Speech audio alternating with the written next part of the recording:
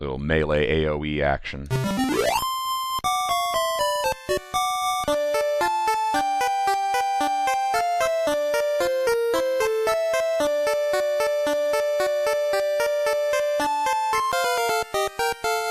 This is the Imperial Scrolls of Honor podcast. I'm Josh Folan. And I'm Jay Baxtron. And I'm Jeff Burns. And we're going to be bullshitting about the formative years of console gaming as we revisit the periodicals that covered it again. We are walking roads less traveled on an RPG side quest with this pod, where we incrementally fiddle with an old school RPG, start to finish, with the assistance of vintage game literature. Our current quest has us on a collision course with a sorcerer named Hargon in Enix's 1990 release of Dragon Warrior 2 on the Nintendo Entertainment System.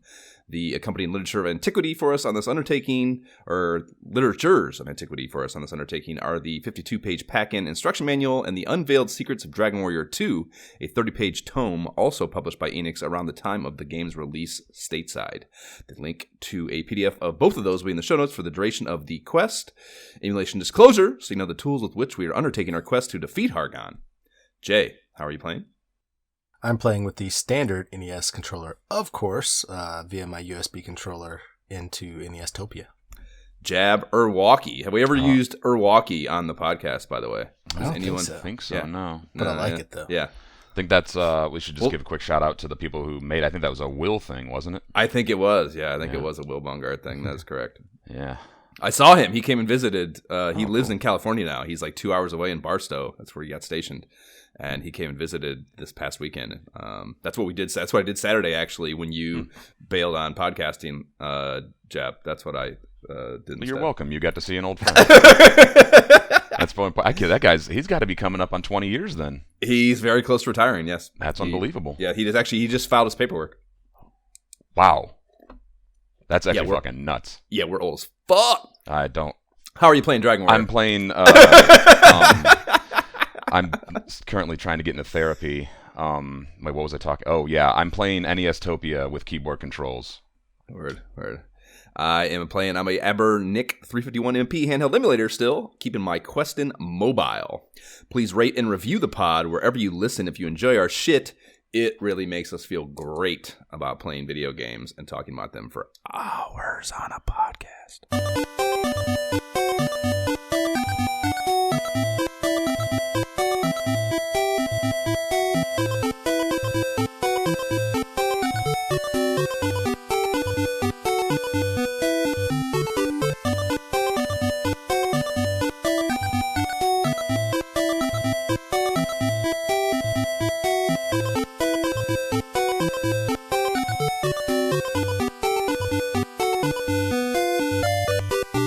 Where we left off, just as last time, I felt like first up for me was catching up with the strategy guide, which meant setting off to geolocate where the fuck Toon was. And looking at the blurry scan of the pack-in map we have, my best guess for getting there was sailing up the western side of the Rhone Valley and heading up that river there as far as I could, but that was incorrect, and there's a surprising number of shitty dead ends that you can hit trying to get to this place. I was impressed, actually, how many there were. The correct inroad is the riverhead that is westward of the peninsula with a bridge coming off of it over a little coral reef-laden channel there. And I tried literally every incorrect route first before this one, which was pretty wild. And to complicate that and make it shittier, the hunters, hibba bangos, and the fucking puppet men you encounter around these parts can really, really derail your day. So yeah, the enemies here slap. Yeah, no fun. Yeah. So that was an unpleasant experience, but I did finally get there. It is nestled, Toon is, in a valley on a small mountain lake, and this is kitty corner to a 3-tile stretch of riverbed that's gone dry. And that latter landmark is a big part of why this town is so damn inaccessible, because you could just sail to it if that were not the case. Mm-hmm. And yeah, I was thinking at the time that you can't, someone founds a village. You can't really fault that founder for not being able to foresee the ebb and flow of nature and a riverbed going dry. So initially I was kind of like, oh, well, that's just a real bummer, I guess. It's not your guys' fault. But, that would change later. Inside, there's it's kind of a undeveloped and small town vibe, I would say. There's a sand path snaking through a system of creeks that I would guess must be coming from the lake, because they can't be coming from that fucking river, apparently. So that's the layout, and we have a number of human beings here to speak with for some townsfolk chatter. The soldier by the Walmart greeter says, "Far and wide I have sought a master weaver who makes water-flying clothes, and they say such a man lives here." So we are inching towards hearing Jay's water-flying clothes story, Jab, and I'm excited about it. Yeah. I noted this soldier myself and what he said, and I'm like, damn, like you've searched all over the planet and you got here and like you're just stopped because you don't have a key. Right. Like, Well, that's I mean, my thought with this dude was like, I fucking hope you haven't been garrisoned here any longer than like 15 minutes. Yeah, that's motherfucker. literally exactly what I was thinking. I was like, man, you should know this. Yeah. If you're doing your job at all, like this place is not some sprawling metropolis, motherfucker. Right, there's pretty much one door to look in. So. Right. Yeah, put a little effort in, homie. There's a couple of blue-haired vest enthusiast cats just across the creek from him. The first says, "Thou hast heard of Roge Fastfinger, I see. Well, he stole the key to our Watergate, the scoundrel. We would dearly love to have it back." So that tells you why the riverbed is actually dry, that their nature-disrupting dam is on the fritz. It's not some sort of poor land surveying capability by the founders. Yeah, and I thought to myself, and like I couldn't remember, and that it excited me that both those things were the case. But I thought to myself, if the riverbed fills back up when we get this thing to them, fix this for them, I'm going to be in absolute love with Enix about it. That's going to change the overworld map like that. Like that is just, it's like the most basic thing ever. But for the time, the RPG era that we're in here, like being able to change something on that map to me is like a really big, I don't know, development leap. Whatever. It just sounds like it's too big for too big for its britches. Although we did do it a tiny bit in Final Fantasy. Oh, we made the bridge. Well, also fucking Dragon War, you make the bridge appear. The Rainbow Bridge. Yeah, you make the Rainbow Bridge. You make the Slave Bridge in Final Fantasy 1. Right. And then also you blow up the passage to the western side of the world with the dwarves. Yeah, but it's not the same. You're just taking tiles. You're just taking things away. This is like, I don't know. You're like changing the fucking topography. Yes. This is actually different and much cooler. Yes. Yeah. Anyways, this brought to my attention, and I think this is a big question, guys, and I think we really need to weigh it heavily. Is Roge Fastfinger our trio, our heroes' most daunting competition for being the biggest celebrity in Torland? He gets mentioned a lot. He gets mentioned a lot. He gets mentioned a lot. And that's, I think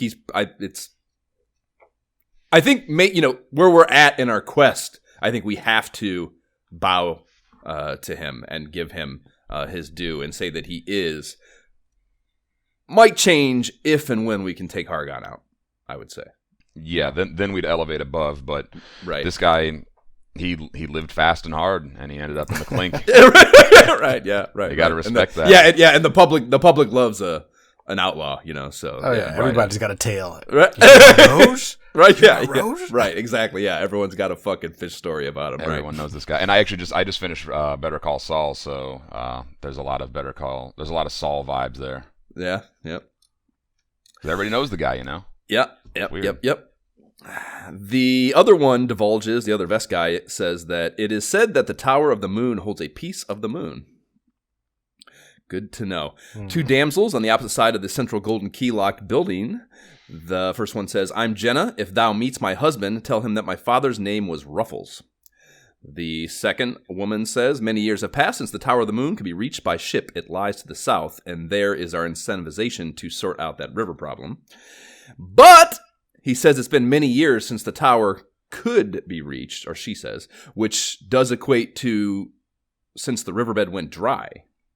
Yes? And we're told it's Fastfinger's doing. Like, how long has Roge been on the lam or how has he been on the lam for quite some time? Like, it does, the timing of all that doesn't exactly line up to me.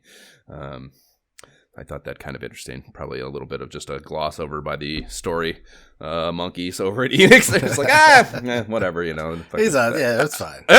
just like we just did with the underwater scene here. You're like, fine. I don't really care about that. I got to work. I got to go make home. it work. I don't know. Right. And the nail in the coffin on my hope about being able to change the overall map, an old man by the tool shed tells us if the water gate were to be raised, water would once more fill the dry riverbeds. I was like, yes, it's going to fucking happen. There's a dog here too. The dog says ruff ruff, and this dog will wander up and back behind the tool shed, and curious adventurers might follow him and discover there's a whole forest area up here you can wander in and find things. And there's a barbarian up in that area, and this barbarian says, if Jenna sent thee, tell her I would not name our dog Ruffles for all the dragon's gold in Alefgard. So, yeah, we've gotten ourselves wedged between he and Jenna's little lover's quarrel about the dog naming rights, and that's pretty fun. And then, you know, it's funny, there was something like that, I'm pretty sure in the first one, I want to say down Romualdor maybe, or somewhere in the first one, there was something of that same vibe. Or maybe that was Ultima, actually. No, I think it was Dragon Warrior, and I think it was like the man was like up in the top right of the screen, and he was like trying to find his wife for a date, and then his wife was like down in the bottom left, and she or not like, wife, but they were courting and they were trying to go on a date. Yeah, trying to find and it's like, where the fuck is this guy? And I was yeah, right. Yeah, so that's cool. Well, that makes me happy. I'm glad that it wasn't Dragon Warrior 1. That means it's another thing that they're like, you know, keeping it rolling on. Like that was a fun little thing. Yeah, exactly. Very good. So just another instance of that. That is like a cornerstone of this franchise, that they like love to do that and think of smart, clever, relatively speaking, ways of doing it. And that's pretty fun. I also love that. But wait a minute, they're arguing over the dog's name, though. Like that's the quarrel we're talking about. Yeah, but that's fun. That's what I mean. It's like it's totally like outside of what you're actually doing. Like they again, it's like the guy about the time and fucking whatever that town is over in the southwest continent. Like, you know, it's just some they take time to make the world breathe more than just about your guys' little quest, you know, and I think that is a cool thing to do. Again, at the time. Fair point. At this time, when bits are at a premium. So yeah, and it gives the town a little life, you know. Like there's people who live here and they got a dog and they have to figure out a name. Yep. I also love the Alefgard being the place that he cites for this little. It's like a saying, you know. He's like, that's a fucking colloquialism here, and like that being the continent where the most thuggish, ruggish shit has happened historically in Torland. Like, that's likely where all the Michisms would be. You know what I mean, Jab? Like, you know what I mean? Like, that's where all the things that people say all the time. Like, that's what will get talked about the most, probably, because that's where the first shit went down. You know? Yeah. So, I thought that was pretty fun too. That made sense to me. You know. Inside the Golden Key Hut is international business magnate Don Mahone in the flesh, and he says, yes, I am Don Mahone. Once I was a famous weaver, but my loom was stolen, so I became a TikTok star instead, and I do commercial real estate on the side. He's also, I think actually, he and Roach Fastfinger might be the two. They are competition, and I should have counted. I should have done the work to have counted these, because it might be pretty close how many times Don Mahone is talked about by people not named Don Mahone. and well, if you're taking notes on all this shit, like it sounds like you are, you could probably just count I them could right now. Yeah, I probably could. Yeah, with the fine tool, I probably could figure that out, but I'm not going to do it right now. You could probably figure it out in like 3 seconds, I would guess. Well, I'd have to do through 5 documents, which is a little bit of work, and we do have the elevator sound, but. Anyways, he actually says, will thou help me? And we get prompted for a response, saying no to him. He replies, that's too bad. We can help each other. If you say yes, he says, good. All I can tell thee is that the loom was taken by someone who smelled like fish. That's a nice, that's a good, I think that's a good clue. That's good. It's like, it's not too much, but it sends you, if you think enough about it, or not, I shouldn't say that. The point is, like, you don't immediately think of it, but if you sit and rack your brain for a few minutes, like some ideas will come to you, you know, and that's good puzzle fucking like writing, I can figure it out pretty quickly as a grown man, but I'm sure as a child I was like, wait, what? Yeah, fish. Well, I mean, never heard oceans everywhere. Must be from a million. Yeah. That place smells so much like fish all the time. It's a fishing town. Up in that wooded area, you can also find a jailer key door standing between you and some steps surrounded by a pond, and there is plenty of commerce available to be conducted here as well, if giving people money for goods and services is your bag. Inn is $40 a head, and there's a tool shop with the Huge, a pro forma house of healing, and then a weapon and armor stand with a bunch of high-end shit. Most of it we've seen, though, except the Falcon Sword at $25K. And our POC has been toting around a peasant iron spear for a long fucking time. So the idea of a weapon upgrade for him is very appealing. That was actually something there was a lot of chatter about it on the Facebook page that that is a real fucking this shitty thing about this game, that both your ancillary characters, both your support characters, spend a long time, like the meat of the RPG fucking burger of this game is they are just completely nerfed on the melee front, and it's fucking, there's just no development to their melee capabilities at all, and it sucks, you know. Yeah, I don't know if this is where this would belong, but I'll just throw it in here and we can do whatever. Just that the party makeup of this game is actually not great. Like, even your main character, your tank is, I mean, he's tanky relatively speaking, but like, you know, we've talked in the group chat before, like, oh, I just leveled up the, you know, Prince of Maidenhall, and like he got 1 power and 1 hit point. Yeah, but that's the leveling, though. I said, it's all relative, of course, but like the battle system for your party in this game is not my favorite. It doesn't work out great, in my opinion. No, yeah, it's there are problems for sure.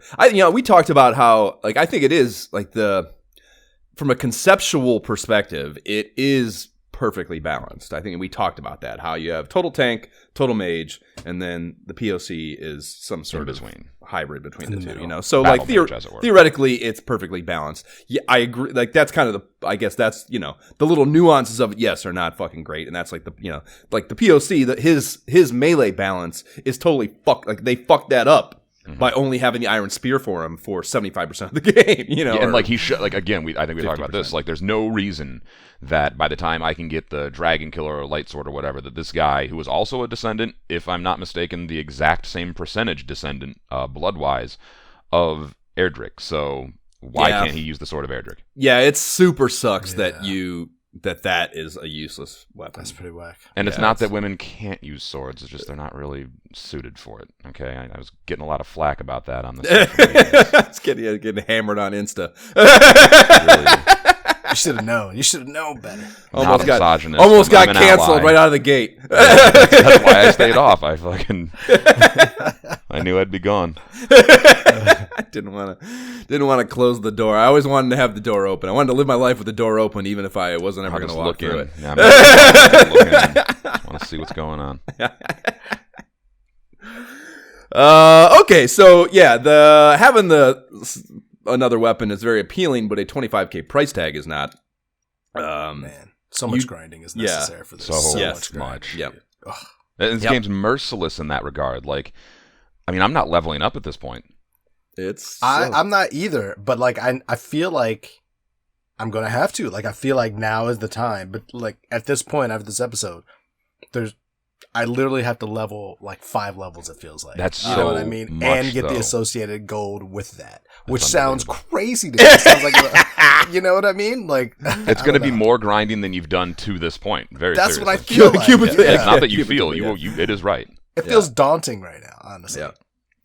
Yeah, this next play session is going to be very, partly because I've never done it. I've never done the next. Where we finish here is the furthest I've ever been. So that is, of course, part of it. But yeah, I mean, I foresee the same thing, that there is going to be a steep incline. It's not only like the battles are hard, and they're not rewarding. Like, grinding in this game, this is the hardest RPG I've ever grinded in. I've played it a couple times. I beat it once with a lot of help from the internet, but I mean, like, I've played RPGs. I know what I'm talking about. This is the hardest grind I've ever dealt with. Okay. Exciting to hear. So the Falcon Sword, it's expensive, but you get 2 attacks per round with it. The AP edition is only 5, so 15 lower than your Iron Spears plus 20. The way to justify this expense is by looking at your base AP. So if the level and in turn your AP aside from the weapon kicker is high enough, your total damage dealt with 2 attacks will be higher than the one with a plus 20. So that's why it makes sense. I was like, yeah, even looking at the math here, written down after I'd already done the problem, I was like, that doesn't fucking work. No, I think it's actually just a shitty weapon. No, yeah, so no, if you have a high enough level, your base AP with no weapon is going to be a certain number that's pretty high, and it's going to be way more than 20, so that, like, the idea is you want the Falcon Sword to multiply that number times 2. That's what the boost is, not the weapon itself. The fact that you can do it twice is where you get the kicker, and that's interesting. I mean, I kind of applaud them for something that mathematically complex, different, than the rest of the weapon fucking systems. Yeah, there's a couple things like that in this game, actually, where they actually do put a little bit of thought into that. And I can't remember the other examples, but I think that's a trend in this game where they make you think a little bit, but it turns out to be worth it. Yep. So the that benefit was immediately evident at 21 when I copped it, so I could immediately tell that I was fucking better off with this fucking thing equipped for sure on the POC. So yeah, I know you were hesitant about this investment, Jab. Did you crunch the numbers correctly and end up doing it or no? I didn't even get to crunch the numbers. I've been so busy. Finals are coming up. I've been busy with school. I had a research project that I had to iron out some details with, so I haven't done that math at all. Okay. I barely managed to fucking get to where I'm supposed to be today. Are you saying you've had enough gold at this point to purchase the Falcon Sword right now? Me? No, yeah, you. I got all the things. Oh wow! Josh gets all the toys. Yeah, I grounded my ass off. That is impressive. That is. No, I think I got like 13, maybe 14K of gold right now. So I grinded. I think like a couple days ago or something. When I sent you guys that screenshot of me getting all those goopies and like 3,000 experience. Yeah, that was hot. And that was very, and I did not save scum for that. Like they just kept coming, and I just kept like defending. I would honestly, if you would have even thought of save scumming that as a grinding method, I would have commended. I would have commended it because that's brilliant. It's a way to get you. If you're not like worried about like playing it fucking straight, like that's a brilliant solution to the grinding problem of this game. I'm trying to play it as straight as I can. And I was like, I was doing things like using the Shield of Strength as a heal more for the POC, and then what's her name would chime in with like heal mores here and there, and like it's a viable strategy, but the point is, I grinded the other fucking day for like a couple hours, and I didn't remember what I started with or anything, but like by the time I checked my gold, like where am I at? I had like an additional like 2,000 gold. Like I worked my ass off and I barely had anything. I only have like 651 gold right now, and I can't remember what I just bought. Like I'm going through my characters, like what did I just buy that like wiped me out? But it's definitely not the Falcon Sword. I know I have the light sword. Mink coat, 65K. Did you ever have that much? Yeah, that's absolutely not. It's really the only other thing. Definitely. Oh, a dragon sword, light sword. Yeah, the light sword is out there. The light sword, I think that's 16K. Riveting podcasting here. Sorry, everybody. Trying to figure out what our status screens say. Doing really bad math, and we could just look it up. Okay, well, back to the Falcon Sword. The 2 attacks always happen in sequence in the battle flowchart, which is one thing I think sucks and shouldn't. You should get a separate initiative roll for each attack each turn. You know what I mean? And like the idea with that is you could overextend yourself on the first swing and have trouble getting to the second, is just one example. Or have a flawless motion for your first and be able to just combo right into the second. Like I hate that it's not thought of as 2 separate attacks. It's thought of as one. I think I'd like to see it separate too. Yeah. So you can and probably will attack 2 different individual enemy fuckfaces if attacking a group of 2 or more. And that kind of annoyed me at first, but I guess if it's relatively dependable, and it seemed to be, you can semi-reliably strategize according accordingly, whatevs, so. So it goes, since I haven't done this in 100 years, it goes to, so if you have 2 enemy groups of 2 enemies each, 4 enemies total, and you attack the evil trees, it will only attack the evil trees, right? Correct, yeah. It still works like any of the other grouping targetings, but it won't hit this, there are times, of course, where you have them dedicated to this group and the other 2 are dealing with something else, and you optimally would kill one of those fuckers in the turn that you're in, and if he would hit 2 of them in a row, or if he would hit one of them 2 times in a row, he'd be able to do that, but he breaks it across the 2, and they're both still alive, So, it's obviously situational, what's optimal,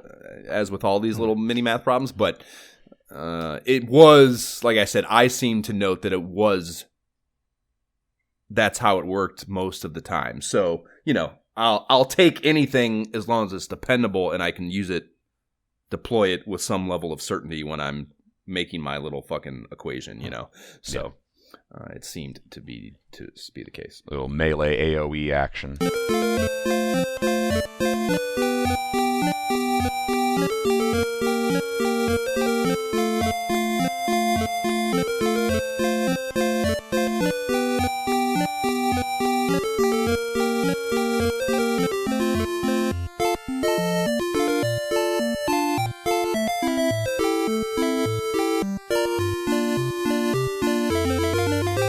We are now on to Welgarth, which will be the final municipality that we examine here in this particular side quest. It is located just west of World Tree Island on a wooded peninsula jutting out from the south side of Rhone Valley. And compared to Toon, it's the most accessible town ever. You can park the galleon just 4 clicks south of it on the coast there. And when you head into town, there's just one blue vest fashionista and his dog milling about outside a small building locked behind a golden key door. Or locked with a golden key door, I should say. Where has everyone gone, he says. Dost thou think it is my breath? And that is, this guy's the brightest bulb on the tree here. That's what he has to say. They seem to have just kind of put him outside. God, go upstairs and get the fucking. You know what you can do? You can when they come in. Yeah, you're the Walmart greeter. Yeah, still stand outside. Take that fucking awesome dog of yours too. He's great. Just make sure you're outside. Just across the street. And the dog, in fitting fashion, is a yipper. He says yip, yip, yip. And no 2 dogs with the same pattern in this game. So good on Enix for giving the canine presence its proper, varied due. I like to see the diversity there. Yes, absolutely. When you head inside the building, there's a stairwell down to a whole-ass village below ground, and it's mostly just dusty sand paths, but there's a little foliage here and there, and a unique pond in the south central part of town with a barrier tile sculpture in the middle. So a little bit of effort for this subterranean city as far as the architecture goes, or the layout, I should say.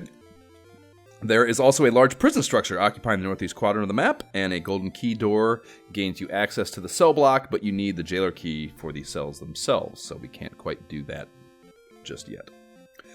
There is oodles of chatter to partake in with the townsfolk. The Walmart greeter is the best in the game by a margin.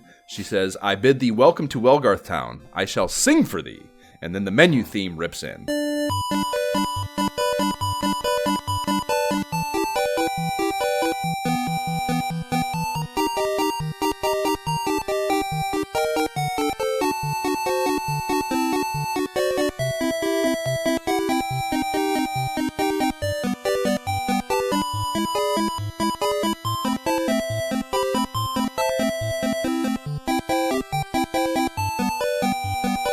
And this is a banger of a tune for sure. It plays the rest of the time you're here if you talk to her. And that is just, again, a cool, nowhere else in the game. Only time you're going to get the menu song in the game. It's just, there's a lot about it. There's just nice, cool thing, Well, I told you guys in the chat, right. This was my favorite moment in the game, I think. And I told you guys, I was like, if I walked into a town and some pretty girl in a dress with flowers in her hair came up to me and was like, "Welcome to town, I'm going to sing you a song." I didn't know that an 8-bit video game could do that to me, but I enjoyed the imagery of that. I'll put it that way. I was immediately attracted to this woman. Yeah, and my reply was, you What should was it? think about your roll dogs and who you roll in the towns with, because if you came with a couple of sorcerers, you might have a little more clout than you currently roll in the towns with, and that might affect the inhabitants' response. That'll raise your chances of a pretty girl running up to you. Exactly right. Yeah, cute girls and everyone, old men smell like fish, whatever it is. It's the odds of response are all probably a little better if you come with the right crew. Right. To which I responded, "Yes, I'm going to Renaissance Fair this year." That's where that can happen to me, and I'm fucking going.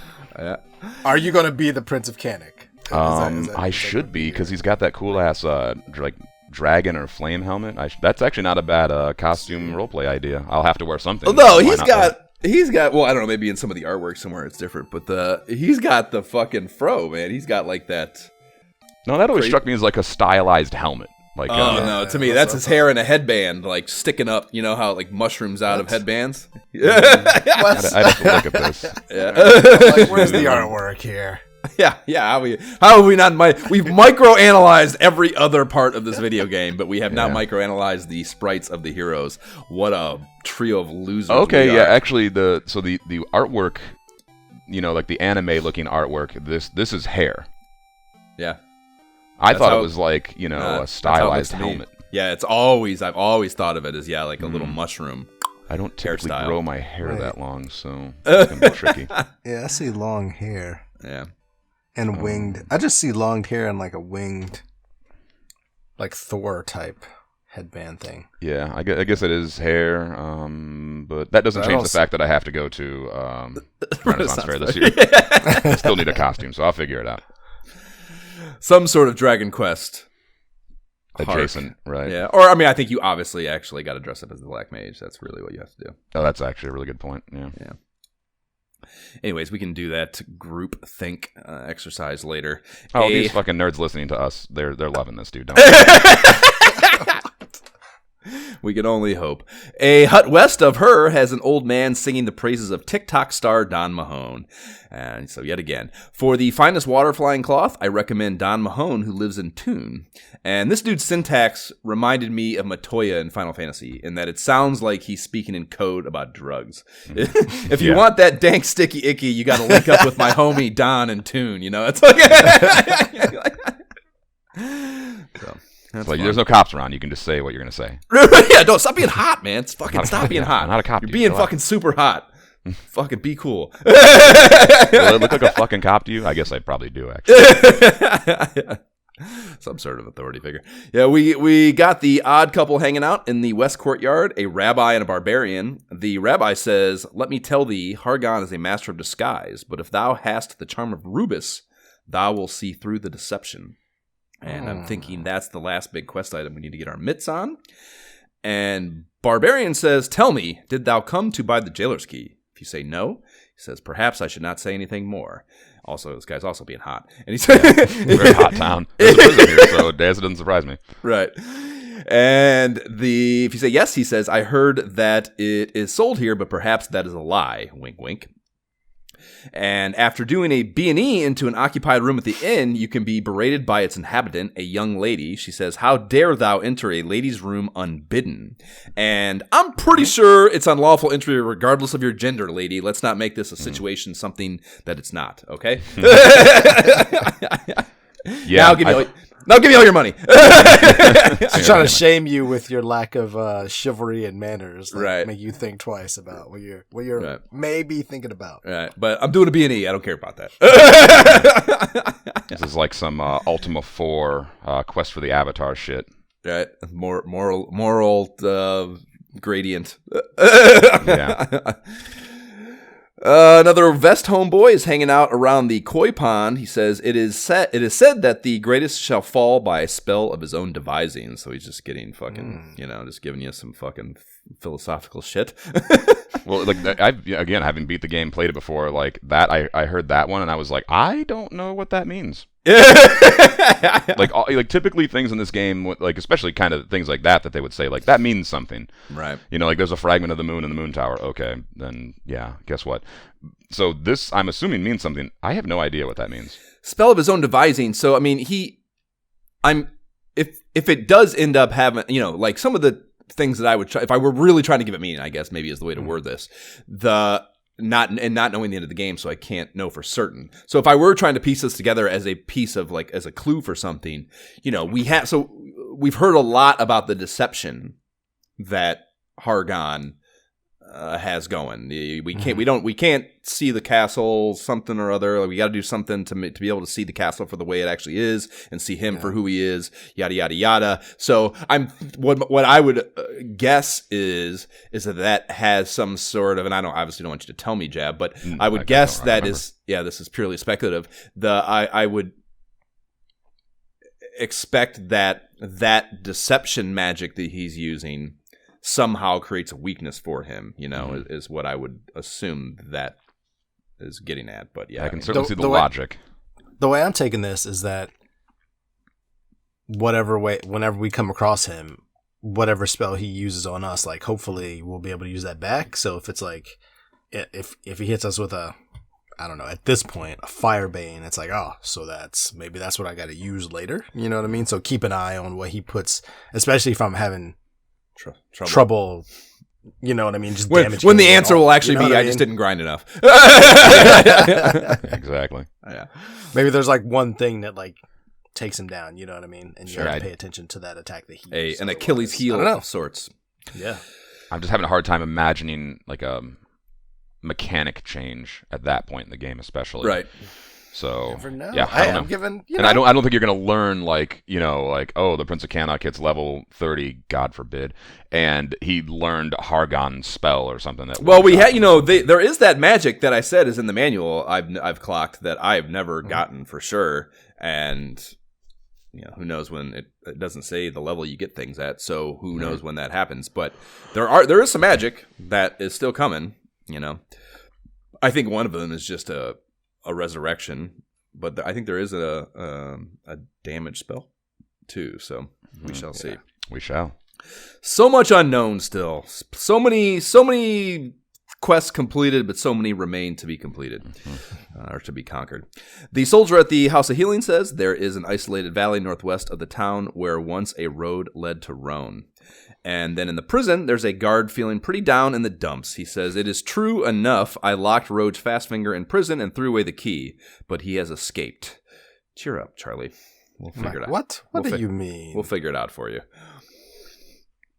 A bustling economy thrives here too. An inn is also at 40 a head, and there is a lottery ticket asshole and a house of healing, like we mentioned. There are 2 tool sheds and a weapon and armor banana stand. The weapon and armor joint here has the hot shit, at least as much as you're going to find in shops in the game.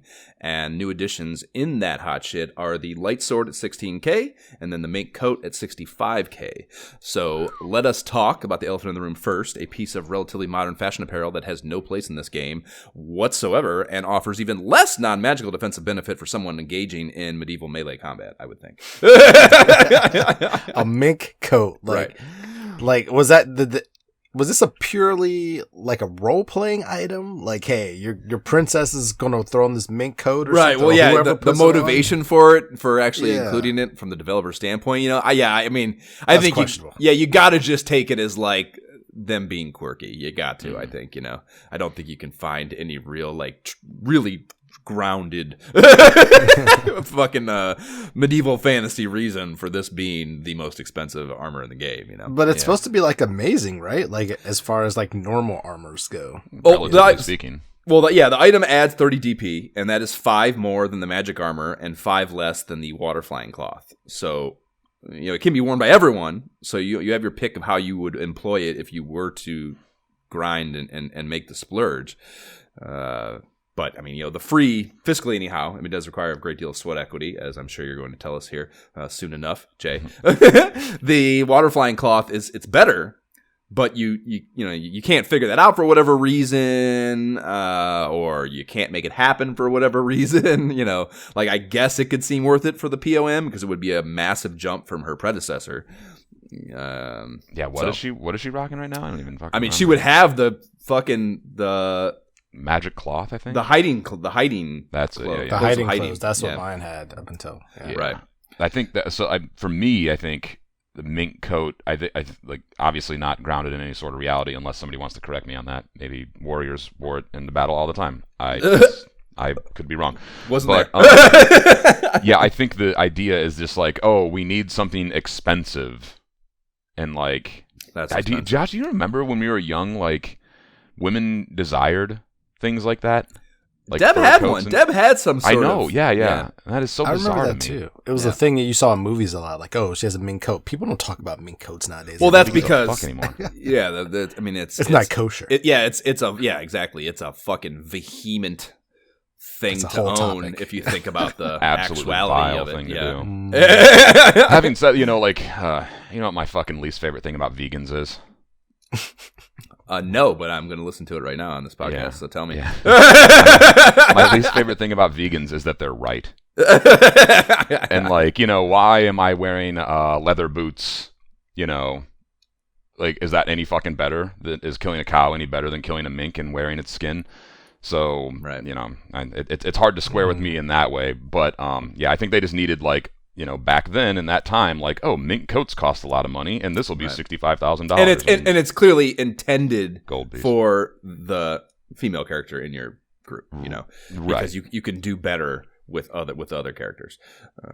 But that's the problem though. Like when I look at this, or at least mathematically, like my Prince of Canik, he only has the magic armor, and I don't know what else I can get for him. Mink coat. Besides the stupid coat, which seems so unnecessary of a grind. You know what I mean?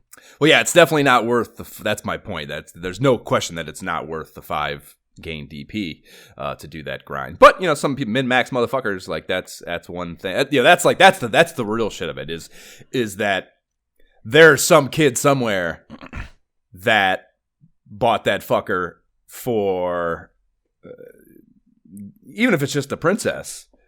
And it is that big jump from the clothes of hiding, and then found the waterboarding clothes. That's happened for sure.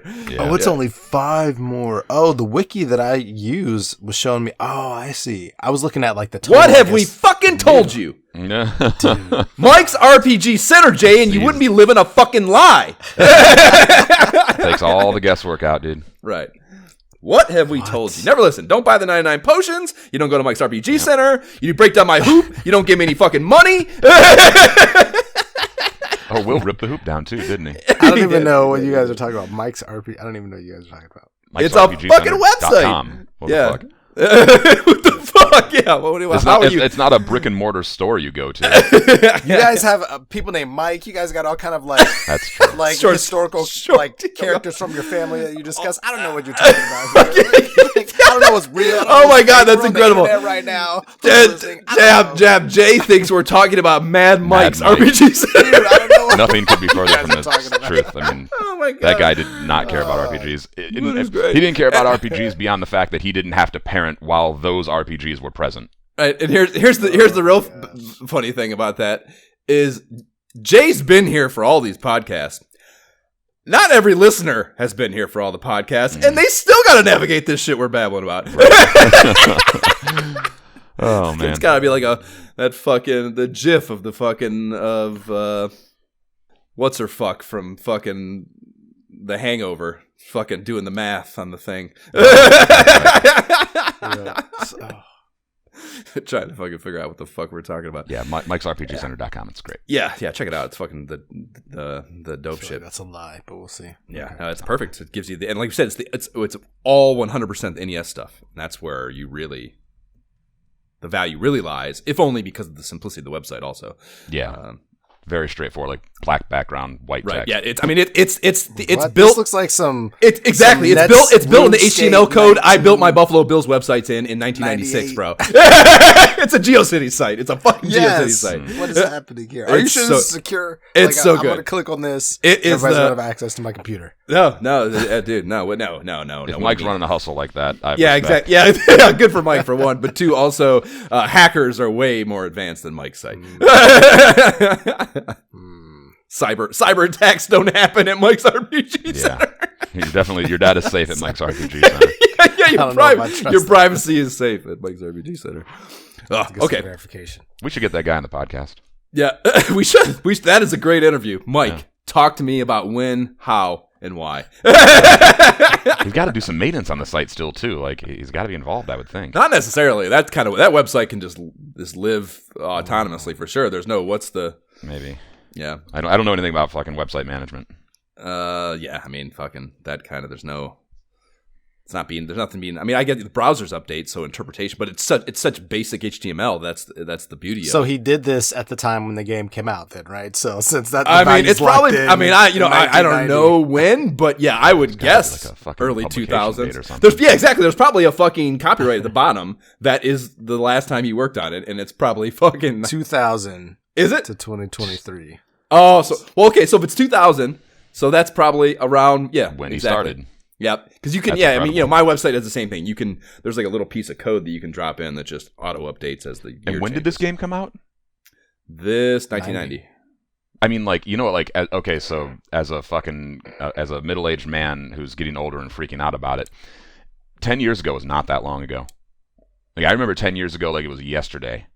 And that means that, like, he made this fucking website, like, not terribly long, in my opinion, after this game came out. For sure.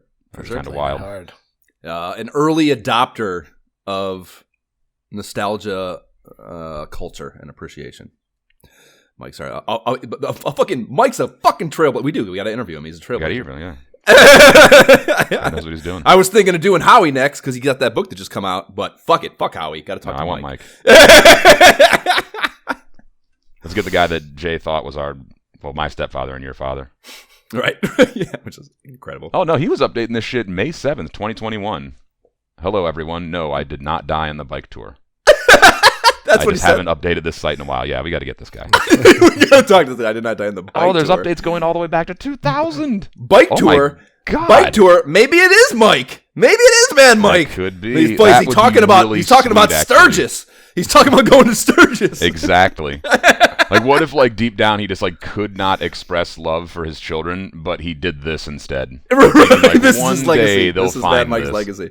Yeah. Woo. Okay, so we've went on tangents. Think of role play. my Speaking God. of role plays. Hold it. Yeah, speaking of role plays, how about RPGs, video games Yeah. from 1990 Anyways, called Dragon sorry. Warrior 2? Wow. Okay.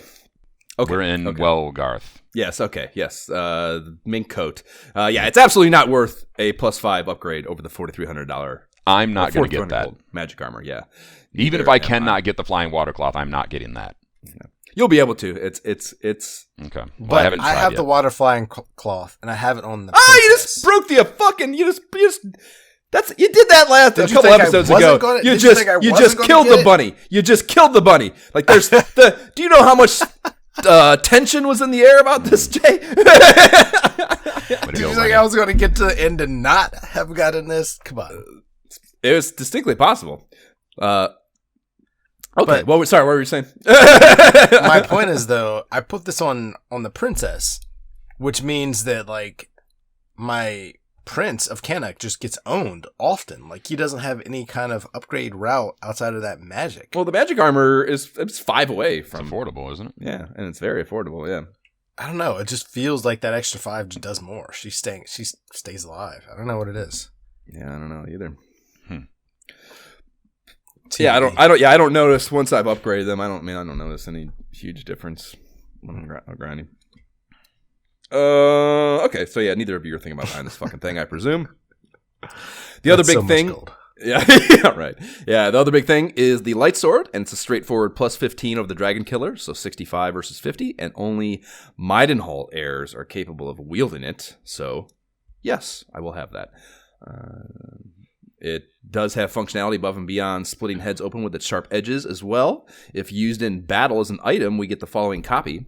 Todd raised the light sword overhead. A sharp beam streamed from the sword's tip, and X, being a variable there, was surrounded by the phantom force. So it casts around, which is mildly useful, I suppose. I have not used it in that. Yeah, I literally, it did not I had it for a while, and I was like, oh, maybe this does something, actually. So it was very much like I did not expect it to, and only because I was fence testing for this podcast do I know that right now. Good to know. I don't even use the surround spell, though. That's one of those ones, again, it's just not, unfortunately, these early RPGs, the math on buffs and, like, subtle math changes on battle systems just don't have. Well, you got to test it out, right? Like, I've definitely used it a couple times. And, like, one time I felt like it was useful because it helped, like, mess up a group of enemies that were giving me trouble. But then, since then, it's kind of like, if I'm struggling, maybe I might, like, throw it out there to see if it kind of helps out. But it's not in the rotation. Yeah. It's not In a mine normal either. rotation. Right. The Merchant Ran tool shop is just the usual fare, but as you'd expect, the one ran by the Barbarian is a little less on the up and up. And yes, I'm profiling Barbarian's jab. Go ahead and have me canceled. See if I give a fuck. Yeah. He's not even manning his counter responsibly. He wanders over into that little nook to do God knows what constantly. He's not even. He's just like fucking off over there. Yeah, he just fucking goes into the closet and storage. Right, room and yeah, just fucking worst shop owner ever. fucks around. Yep. But if you can nail him down and get him to do his job for a second, when he reads off his catalog to you, it goes as such: medical herb for 15, antidote for 8, long suspicious silence, wing of wyvern for 80. So Todd goes, hey bro, what the fuck did you just act all weird about that right there for? And then, even weirder, the Barbarian just winks at me. So Todd scoffs, tells him to stop being so hot, man. Everyone in this town is so fucking hot. You're about to burst into flames and get us both sent to Rikers, bro. Chill the fuck out. He doesn't cool off at all, though. He says, thou hast heard about my wares. A bit expensive, maybe, but such fine craftsmanship. Will thou take it? And if you say no, he says, good day then. If you say yes, he says, tell nobody that I have sold it. and he just takes 2K and bids you a good day. You thankfully have not got though, and now have the jailer's key. So like there's just no, he doesn't tell you what the key's for. He just shoves it in your pocket and takes your money. Like, it's just like a very strange. He's like, I'm just trying to get rid of this. I'm just, yeah. Thank you. Fucking Exactly. people are looking for it. I can't This is have hot. this anymore. This It's is worth hot more than right 2,000. Yeah, it has all the makings of getting your weed took after you get off the bus before you go into the high school when you're 15 years old. I don't know anything about that. It's not a feeling I'm familiar with. Yeah, everybody in this town is hot as fuck. Yes, God. yeah. But I mean, yeah, like you said, with a large incarceration economy here, given the size of that prison, that would be woven into the fiber, I think, of the town for sure. That makes total narrative sense. Yep, definitely does. Everybody's hot except for that fucking singing babe at the Right, when you walk right, in. probably because she's just high as fuck. She's probably just high as fuck. It's the only reason. It's the only way to cope with this sort of a living situation. well, yeah, this bureaucratic oppression, is to just be high as fuck all the time. Well, whatever the case, she just keeps singing that song. I'll be happy. Word.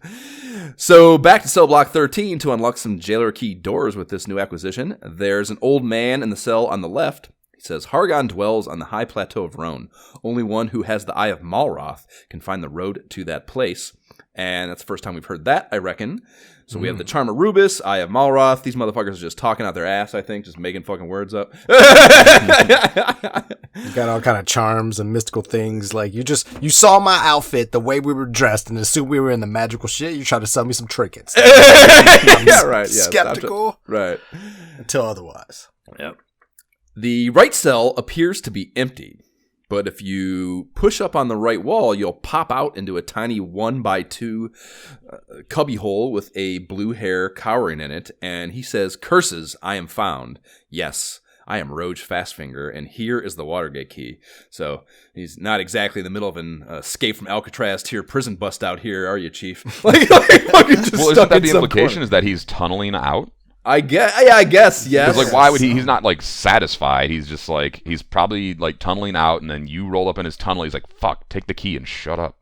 Right? Yeah, I guess that's a good point. That's a good point. So you can talk to him again. He does change dialogue. He says, "I'm sorry, I'll not do that anymore." And he's the only person in Torland speaking with semicolons, the TikTok celebrity prick that he is. He's got a fucking semicolon in there. No idea how to use semicolons. It's a vague, fluid system, I would say. And as Lorik disciple John Metler put it on the Facebook page, "You are correct. My Hurtmore spell will see to it you maintain that promise, Roge." So now we are on to our Jailer Key tour. So we have reason to trek back to Toon now, but fuck that when you can do a key tour instead. We are working counterclockwise from Welgarth here, or I'm going to be. I don't know if that's how you guys did it, but that's how I did it. And Zahan has that huge barrier tile room with 2 of them, and the left one has a chest with the magic loom, which is lit. Let the water flying close games begin. And then the right one has a chest, but it's empty. So with Step Guard, this is no big deal. But if you don't have that, this would be really shitty, I think. Yeah, I'm not sure if you could survive. You probably could. Maybe not. No, well, Jay did it that one time. Remember, Jay did it. Yeah, he I was right. miserable. Yeah. So I remember to come back here for this time. I was like, all right, now I'm good. now I'm busting out my magic. Yeah, that's dope. Fucking townsfolk see you come in like, oh, this fucking idiot. Yeah, like this. Yeah, the like, guy. No, I know how to do it this time. You just put your shoes on. The moron trying to pick up the poop dollar on a string. Fucking some guys. Osterfair comes after that, and the Saber Lion sprite has been restocked in the arena cage, and it gives you a nice long roar to remind you it is in mourning about what you did to it, to its buddy. And then there's the locked up soldier to the west of the king that gives no acknowledgement to his freedom if and when you provide it. So this guy, I don't know, man. Like nothing. He doesn't leave, doesn't talk about the fact the door is open now, so he is just totally broken inside. Right. Which I'm sure prison would do to you, especially in this era. Especially with that king, too. That guy's right, yeah, exactly. The prick king. He's like, I decide I have no will to live. I have listened to this motherfucker. I gotta just kill me. Just fucking kill me now. Just trying to wrap it up. Just even if I go out there, I'll never be able to forget this and him. So just end me. Or don't. Fuck off. I don't care, but I don't care. And then I headed to Maidenhall, where near the treasury there's a silver door leading to a subterranean prison with a couple of cells in it. And the first has a barbarian that is acknowledging and thankful for opening the door. So that's nice that exists there. And despite the fact there's a there's a soldier down here that I expect will take serious issue with him just strolling out of the prison. But he says, as a reward for opening the door, let me tell thee of the crest of life. Find it on the dark road that leads to Roan. And that is the one that I've never gotten. I immediately recall. Crest of life. Yeah, I did not even... Wait a minute. Where are you at right now? This is in Maidenhall. This is in the prison below Maidenhall. I don't know if I went back there after getting that, because... You can't see. Yeah, you can't see that. That's the thing. It's just a silver key door that you can see, so you can't even see the fucking doors you need to open. So it's a tricky one to remember to hit if you aren't a strategy guy. I'm like... Because my whole thing is, I'm like, I know there's a 5th crest. I have no freaking idea where it is. Yeah. Now you do. Okay. Yep. So that's why I haven't gotten this one. I've never been on the road to Roan, and that's why, that's where my quest has ended in the past. The second door leads to a incarcerated rabbi who has some barrier tiles on the way you have to step guard. And he says, would thou allow me to escape and tell Hargon many tidings? Oh, but thou art such a fool. And then you're battling an evil clown. And he looks a lot like a sorcerer wearing a Batman t-shirt, holding 2 maces. That's how I would describe this sprite. So what he is a juggalo. Yep. And now it's actually... earlier in the game, we were like, these guys kind of look like juggalos. But now he's actually an evil clown. Yeah, those are just juggalos in training. Apprentice juggalos. Yeah. So the numbers on this cat are 67 HP, 255 MP, 73 AP, 28 DP, 75 AG, 84 XP, 48 G. Try to parse that, Lord Disciples. He can cast Heal All, Firebane, increase in defense, and then he has pretty decent resistances as well. Just Fun fact, he's also a giant little bitch. One slice of your sword from the Prince of Midenhall, and he will be done. Right. So yeah, he got they off. look more crazy and interesting than they are in battle. Yeah. So like, oh, for all that, here you go. He got off a Firebane on me, and that does a little bit, but he demonstrated a no effect resistance to Peter's Inferno spell as well. But then Todd, dropped him like a bad habit on the first blow. Yeah. No special reward, even via searching the cell, so I did my due diligence, and it's just those pedestrian XP and gold amounts for coming over here and talking to this cat. But it's a nice piece of copy and storytelling, I suppose, but that it's like one of Hargon's minions that is locked up here. Mm-hmm. But there should have been some sort of payoff for it, I think. There is a payoff. I haven't done this, but I actually know that there's a payoff. What is it? I didn't get it. In Midenhall specifically, you're saying? Yeah, that evil clown. He drops something. He's supposed to. I can't remember what it is, but he does drop something.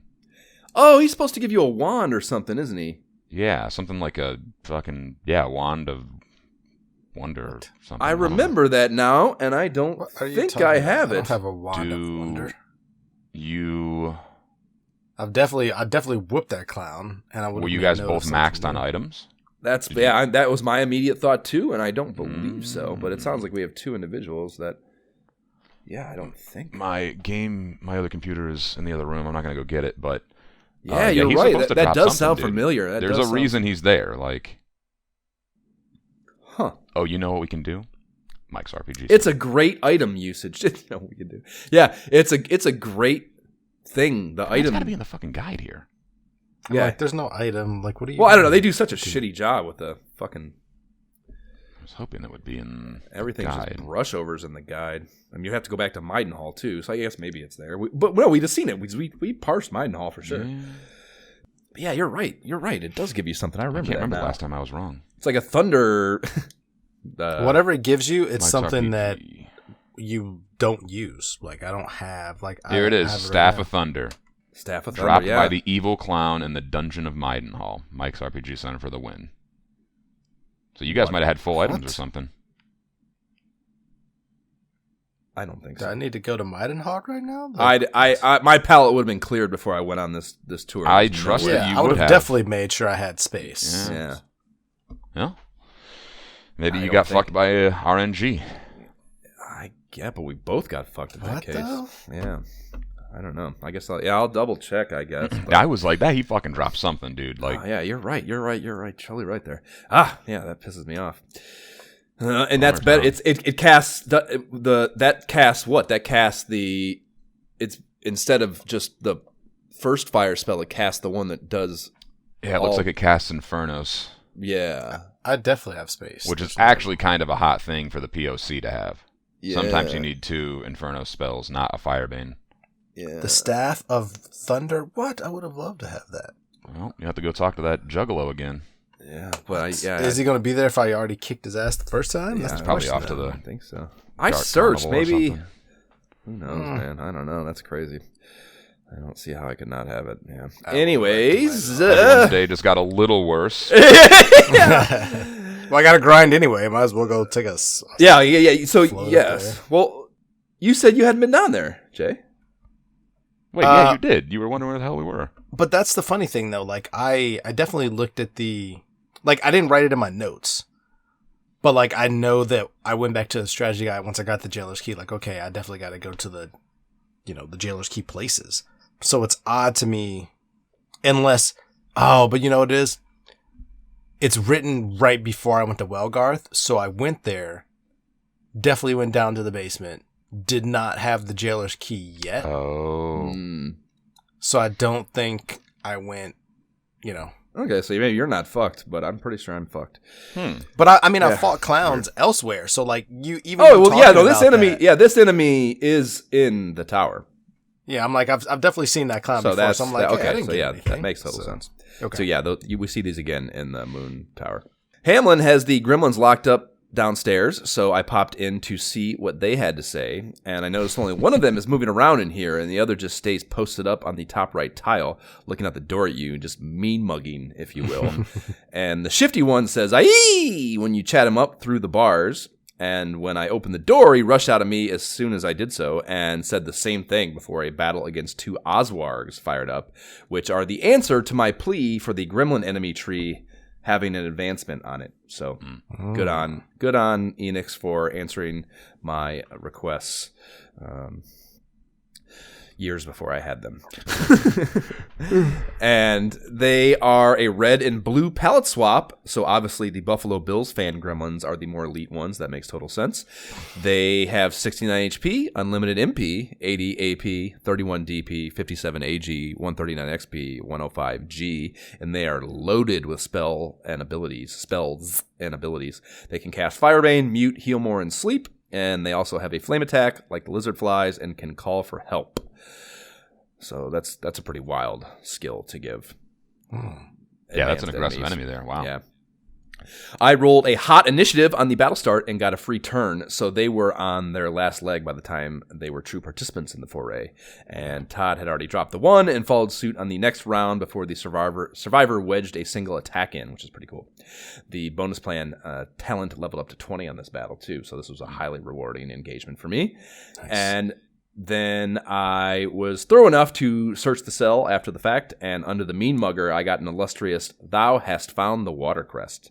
And I had no idea that was going to happen, and it felt whole RPG solved good. I felt really good when that happened. So that suggests you got the same thing, dude. I was so excited because I don't know why. Like, it was up there in the corner, and at this point, I'm just kind of searching because I don't know why. Like, it was back up there. So nothing told you to search. The answer, yes, something did tell you to search. I mean, something Jay. in me. It's yes, but years of playing these games, or in your case, just a couple years, but in very concentrated fashion. But that was super, super satisfying. Yes, absolutely. And that is the beauty of, again, learning the love language of RPGs of this era. Is there are things that get hammered into you and become ingrained in you, and when those pay off, that prior the layer upon layers that you build of quest experience is a really when those pay off is what is a lot of where these feelings that we have for these games come from, I think. Listen to the dogs. Yeah. Baran has a couple jailer data points. That high-risk barbarian standing on these special barrier tiles that take 30 HP off you, as opposed to the basic bitch barrier tiles that drain 15. Step guard still does work on them, though. But he says, having come this far, thou may as well try the door there to the left. And he's referencing a jailer door you can see from his position on the back of the House of Healing that you can't see on the inside. So you have to just blindly flail your jailer key around on the back wall to unlock it and head outside from inside. And there's a whirlpool set past a couple more of these legit barrier tiles, heading to a small basement with an old man after you pass even more of those barriers. And this old man says the ancient road to Rhone was once west of this monolith, so this is a very important whirlpool here. And above ground is the small wooded valley you can kind of see from the ocean just west of Welgarth. There is a very conspicuous-looking symmetrical swamp on the western edge of it, but not much else you can do here right now. And I actually pulled off to the shoulder here and hung out for a bit to make sure I could fully utilize my time in tune at the next stop, and I did some grinding here. So there's some dope enemies. And once I had the 23.5 grand on hand, I set out for it. Or not the 23.5 grand. That was the number I felt I needed to be, that I would like get the other 1,500 on the way. You know, again, trying to always make the most efficient fucking track through this game or any of these games. So yeah, I headed out to Tune, and before we get to the jailer key doors, we now have the magic loom, so we should probably stop into Dom Mahone Properties LLC and see if he's really fully exited the garment industry. And he says, "Ah, thou hast found my loom, and the Dew's yarn too. I shall weave thee a water-flying cloth, but it will take some time. Please come back in a day or so." So yes, Jay. Now tell us, has your day passed yet? The day passed. It was several days, I would say. Like he said, in a day or two. Like, I don't know how many days I came back over and over to try to get him to do something. Like, I don't know what it was. Like, you go to the end immediately and sleep. Is that? Yeah, of course. Yeah, of course. Like, next day. Like, what? You know what I mean? Like, that is the logical next step So I went back and forth to the inn several times. I turned the game off, turned it back on. I traveled to some different inns. Like, all right, let me go outside, grind a little bit, battle, go to a different place, sleep in that inn, then come back all the way back here to this same inn, sleep there again, and then go back, and it still didn't work. So that's when I was like, text you guys, like, what is even happening here? I I was definitely at the point where I was like, all right, I'm about to give in. Like, I'm gonna have to look up in the internet and figure out like what is going on here. Like, I don't understand. Like, I've reset it. I've gone to all these ends. Like, I've grinded. Like, so how did you talk about what you did both in game and out of game. Like, when you say reset, what does that mean? Yeah, so, did you like close the window, or did you use a function? Yeah, so I just hit like soft reset like within the window of the game. I even went to I kept doing that, like resetting, soft resetting, like exiting the app, coming back. I'm like, I've already gone, like within the game I've advanced multiple days according to all of my stays at these inns. I've grinded, I've sailed around, I've reset the game. So then I'm like, all right, let me go to the dude. Let me find the nearest dude that I can save my progress at. Saved it there, and then like, you know, reset again. Like, and like it eventually worked. Like, I did some combination of resetting, talking to the dude, saving there, and coming back, and it finally worked. But it was maddening. It took so long. So long. Okay, so that's interesting. So you don't really have the answer then. Basically, the gist of that is you just don't know how it really happened. You don't. Yeah, I mean, I don't remember. Like, it was definitely like I said, after doing all those things, it has something to do with talking to the dude and saving my progress there, and then being able to go back or something. Okay. Question mark. You know. Okay. So, you know, I'm here, and I'm like, I went and did the watering hole thing first. There's the stairwell there, and downstairs is a one-tile dock and an enclosed room full of water. You can step up to the gate and use your water gate key, finish the shortest Dragon Warrior key to wherever, and it says the water gate opened, and then the gate disappears. The water fills the entire screen. It's almost an animation. Very cool. And when you head back outside, the dry riverbed is filled with water, which will allow you to sail your ship all the way to Toon in the future, which we'll definitely need to do to check in with Don Mahone. Oh, I don't know, 1,000,000 times while we try to figure this out, right? Or most players to figure this out. Yes. See the days passed. And then also to get to the Tower of the Moon later. So that was it for the key tour. And yeah, I know in my mind kind of how this works. I've done it. I've done it before on an emulator. So I know of a vague idea of what needs to happen. And that's why I was so certain, Jab, when we were talking about the feasibility or not of it. But so I come out of here. I cast Return to expedite the party back to Baran and save my deeds on the Imperial Scrolls of Honor. Because in my thoughts, yes, I need to save my deeds. Mm-hmm. I need to reset this game and come back, and that's what does it. That's what I was thinking. Mm-hmm. I didn't want to you talk to them, and the Imperial Scrolls of Honor people. They say, do you want to save your deeds? You say yes, and then I've always said, playing it on an emulator, you always say yes, I want to continue because you're obviously just going to save state, right? So in this case, you want to say no. And so, did you ever do this? You did this, right? Yeah, you said you. Did I say no? I mean, I eventually looked it up. I think. I guess you don't have to technically if you're soft setting. I don't remember saying no. I'm like, I don't remember saying no. Okay. Maybe I did though, but that So in my mind, I needed to turn the game off. So I was going to do it as close to the real deal as possible. So yeah, I say no there, and because I'm doing this, obviously the only time probably any of us are going to do it. So we haven't talked about how the flow of this, and it's actually pretty cool. So I thought we'd talk about it right now. It cuts to black after you say no, and a text box pops up, and it says, "In that case, return when thou can, for Hargon does not sleep. In order to preserve the Imperial Scrolls of Honor, please hold the rest button, not reset, rest button, in while pushing the power button off. If you turn off the power first, you may lose the record of your great deeds, and that would be a shame." And I love them for this copy. That is so fucking good. They capitalize. This is great.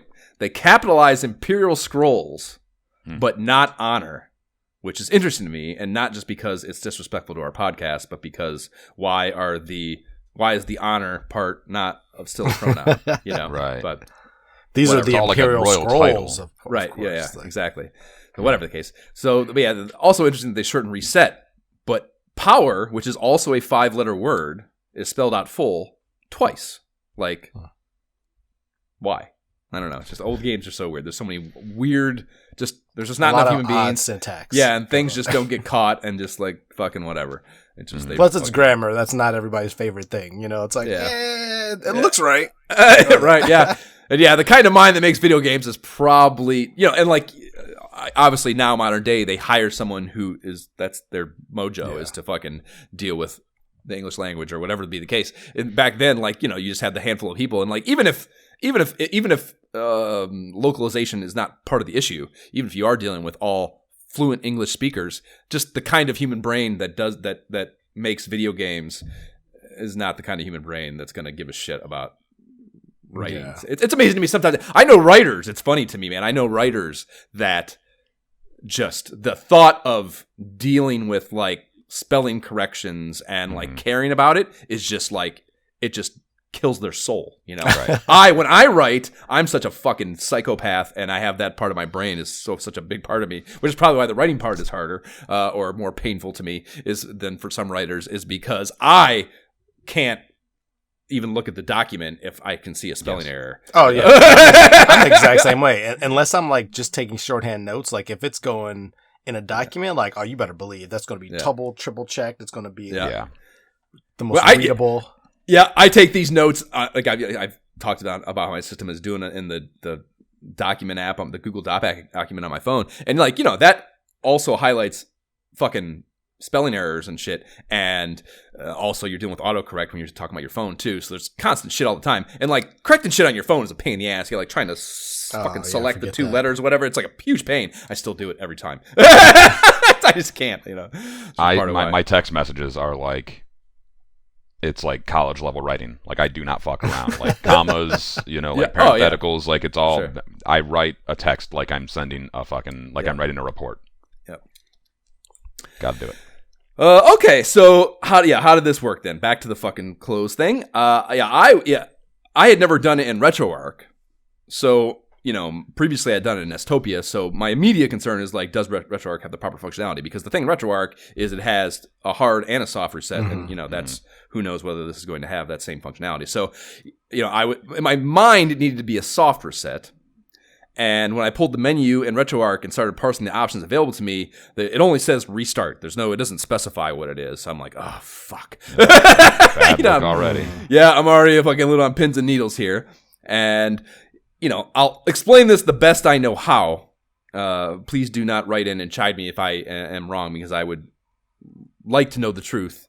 Or please do write in and chide me if you know the truth, because I don't know for sure. But yeah, hard reset equates to powering off, taking the cart you were playing out and pitching it in the trash, then opening a new sealed copy of the game and firing that up, as far as equivalents go, right? Like you wouldn't even look for your saved game on that new cart. Like that's, because... the older versions of these emulators, like the save function is not creating a new save file. Like, I was always not certain that it's functioning like a Nintendo cart would function when you're saving. Right. Like it's a different process because you're working within, like whether the emulator honors that part of it, I never felt confident about. So, that's how I think of it. And then soft reset is obviously like, just hitting the reset button, same cart in your NES, and then it would obviously definitely have your fucking save games, right? So luckily RetroArch in my mind is a soft reset, and it was off the tune for my dope ass flying water cloth. So I come back after the reset. I go to the title screen, my save game is there. I open it via that way and go back into the game where I had spoken to the Imperial Scrolls of Honor guy, right? So I get there. Back to Don Tuna, or Dr. Don Mahone, and he says, sorry, I haven't finished yet. Please be patient. And, like I said, in my mind, that's what I had to do. I had to save and fucking come back. And, like, that's a day passes, right? But, nope, not the case. So, yeah, I didn't really know what to do. It's kind of like, oh, okay. Well, I kind of exhaust all possibilities as far as I could guess, So I thought, okay, maybe I need to level raise and then do another ISOH recording. Oh, God. And that might work. And thankfully, that turned out to be the ticket. And I guess maybe, Jay, would you say that was a possible thing that happened for you too in all those steps, that you had a level raise? I don't know if that was part of the process. Like, because I decided, I don't think it was, because I didn't grind that much. Because I was fighting, just trying to think in my mind, like, okay, maybe if there was some mechanism, obviously, in modern day games, time passes in a game. So I'm like, all right, maybe if I just grind enough, but I don't think I got to the point where I was raising levels, though. Okay. Well, I guess it is possible going the other direction that in grinding and raising that level, in fact, almost certainly that I would have stayed at an inn, and you mentioned that was one of your things as well. So yeah, I stayed at multiple inns. That's one thing. I was like, let me go travel, let me go sail to like Leonport or something, and come back. Right, because you can see how they would prevent you from cheesing it like that. It's like, I'll go sleep at the end 12 times. Right. Yeah, but it took a while. So wait, you guys both have the water flying cloth, and you have no idea how you got it. I definitely eventually looked up like how is this supposed to be done, and saw like the whole talk to the wizard, save your game, reset like the the NES instructions, and come back. Is that all it said? It didn't say any of these other wacky steps. I mean, it was something like that, like hold the button, do all that. I don't even remember now because I was like, I'll try anything at this point. Like I've done literally everything else, so I will try this all again. Okay. Eventually. Okay. Well, however you get there, he says, "Hello, I've just finished." Fucking prick. I had just finished up just as you were coming in. Yeah. See that the princess wears this, which is extra interesting because anyone can wear it. So that's kind of fun. I think that he picks her out specifically. It does automatically go into her inventory too. So it's, even more hammered home though. Extra fun part of my play in particular, she was dead when I came here. Oh, wow. Yeah, so she was a ghost behind me when he says this, like, I posted it, like, the fucking caption, should we tell him? Like, she's fucking dead, homie. You just drag her corpse in there, like, hey, what's up? We just gotta swing by, see if it's done. Oh, yeah, I'll just stuff it in her pocket all awkwardly here. Yeah, I mean, if you need her to have it, you can. She's there. If you want to fucking shove it in her pack, her rucksack, whatever. Swing by the House of Healing. Sorry, gotta run.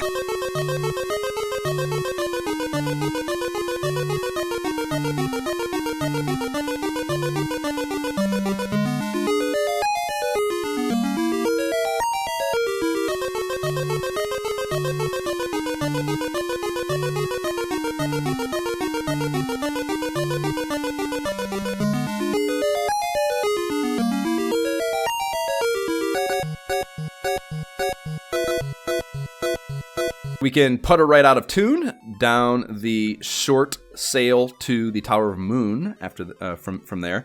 And my recall of this place when I was last playing this was that it was absolutely brutal. And I think this might have been literally what I stopped playing on is in this tower. It could have been because I had a really hard time here. I'm trying to play the game as reasonable as possible, although I have save states, and this was hard. I was kind of just thinking I was a bitch because I breezed right through this.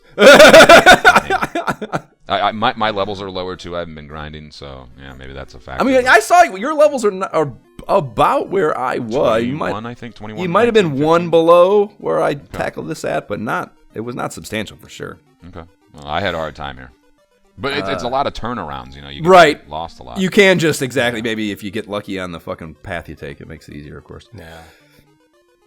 The flute definitely did not echo here, though, so that was one thing right out of the box I was thinking that came to mind, rather, is that thing we heard in the lighthouse, that echoing sound, was the echoing, or what we thought was the echoing sound was echoing, so that's what it was applicable for. It was not this, and because it was like definitely half the tune that I was hearing in the lighthouse. I was able to remember that distinctly. Mm-hmm. So, it was, whatever it was doing was relatively meaningless, and I don't know. That sucks that whole part of the game just doesn't mean anything. Yeah, that's every fucking Nintendo RPG story right there. True enough. Like, oh, Giant Sword, Final Fantasy. That'll be great for Giants. It doesn't mean anything. Yeah, I don't know.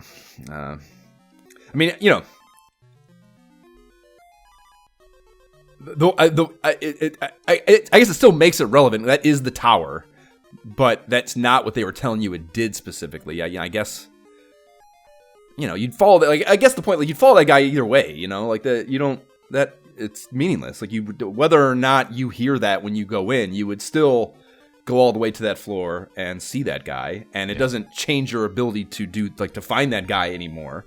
So I don't know. Like, who's just the only counterpoint to this would be like, if I walked into this tower and I didn't hear that echo, I'm just gonna leave. Like, who's thinking that way? That's definitely not how these games work. Right. So there are 7 floors in this place, increasingly smaller in size after the second, and I mapped it on the Parchment of Kings graph paper. Link to that is in the show notes, my scan of that. And the new enemies here are some good ones. There are ghouls, which are the third step on the Hork tree. There are evil eyes, gruboopies, and mummies, and those are not mummy men, don't get it twisted. There are also returning cast members, vampirists, hunters, puppet men, gold orcs, magidrakes. So yeah, there's shit to deal with here, fight-wise, if you're getting in them. They put in an empty chest dummy reward on the very top floor because, as the game has made tradition to this point, the real target here requires an ascent to the 5th floor, or some floor rather, in the middle, and then coming back down to the bottom one to an enclosed room you cannot get to from the 1st floor. So that is a very repeated pattern in this game that I would have liked to see, less leaning on, I guess. The fact that it's in every fucking dungeon pretty much is kind of lame. You guys psyched out on that, or did you see The Matrix? I guess I want to ask. I'm talking shit about how obvious it is, but did you? I mean, I was all over the place in this one. I think I picked every wrong direction first before I got the one right. And yeah, like I said, I got my ass chewed up a little bit and had to load state at the beginning of the fucking tower a couple times. So yeah, this was tricky for me.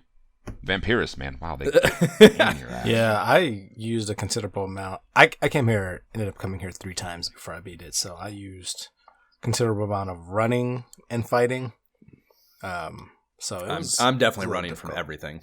Yeah, I'm trying to run, but it's like, and you have to run. You know what I mean? Like, I don't know. That's what makes me feel partially like I'm under-leveled, because I'm trying to run first.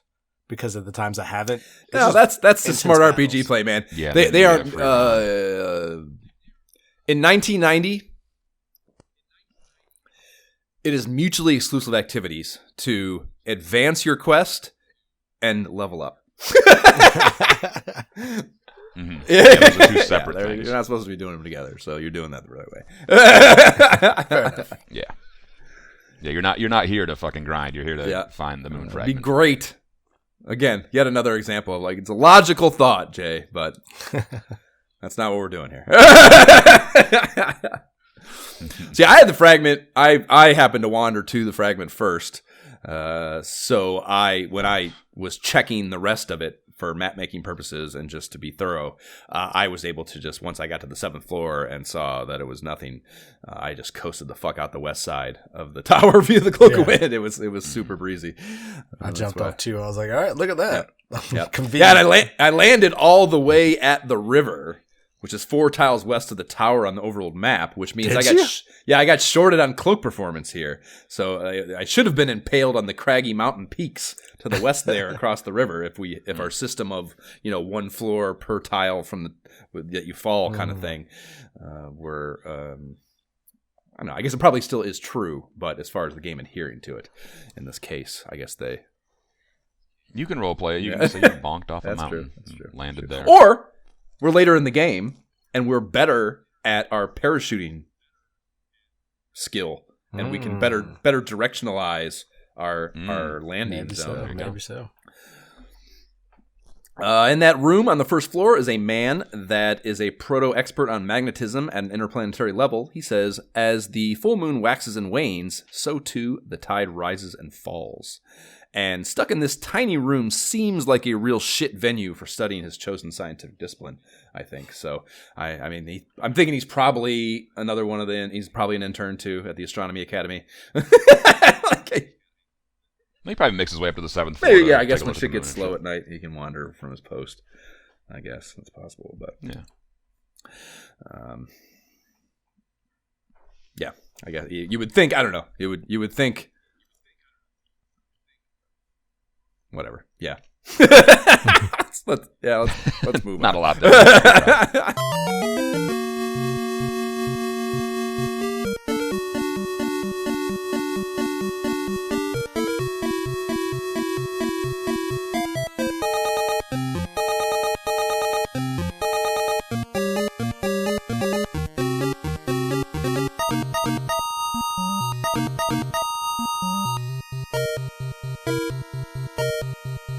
On to Bestiary Annals. I think I went first last time, even though I want to here, because there's not many, so I'm sure you guys are going to take mine. But, Jay, since you did so much work in advance of this and are totally ready to go, let's make you go first. We're going to talk about the Osborg, the unfound enemy, little flying gremlin sprite. Like, I actually like the little red and green. I don't know. It's like... Red and blue! Buffalo Bills, red What? and blue. It's red and green to me in my screen. Blue.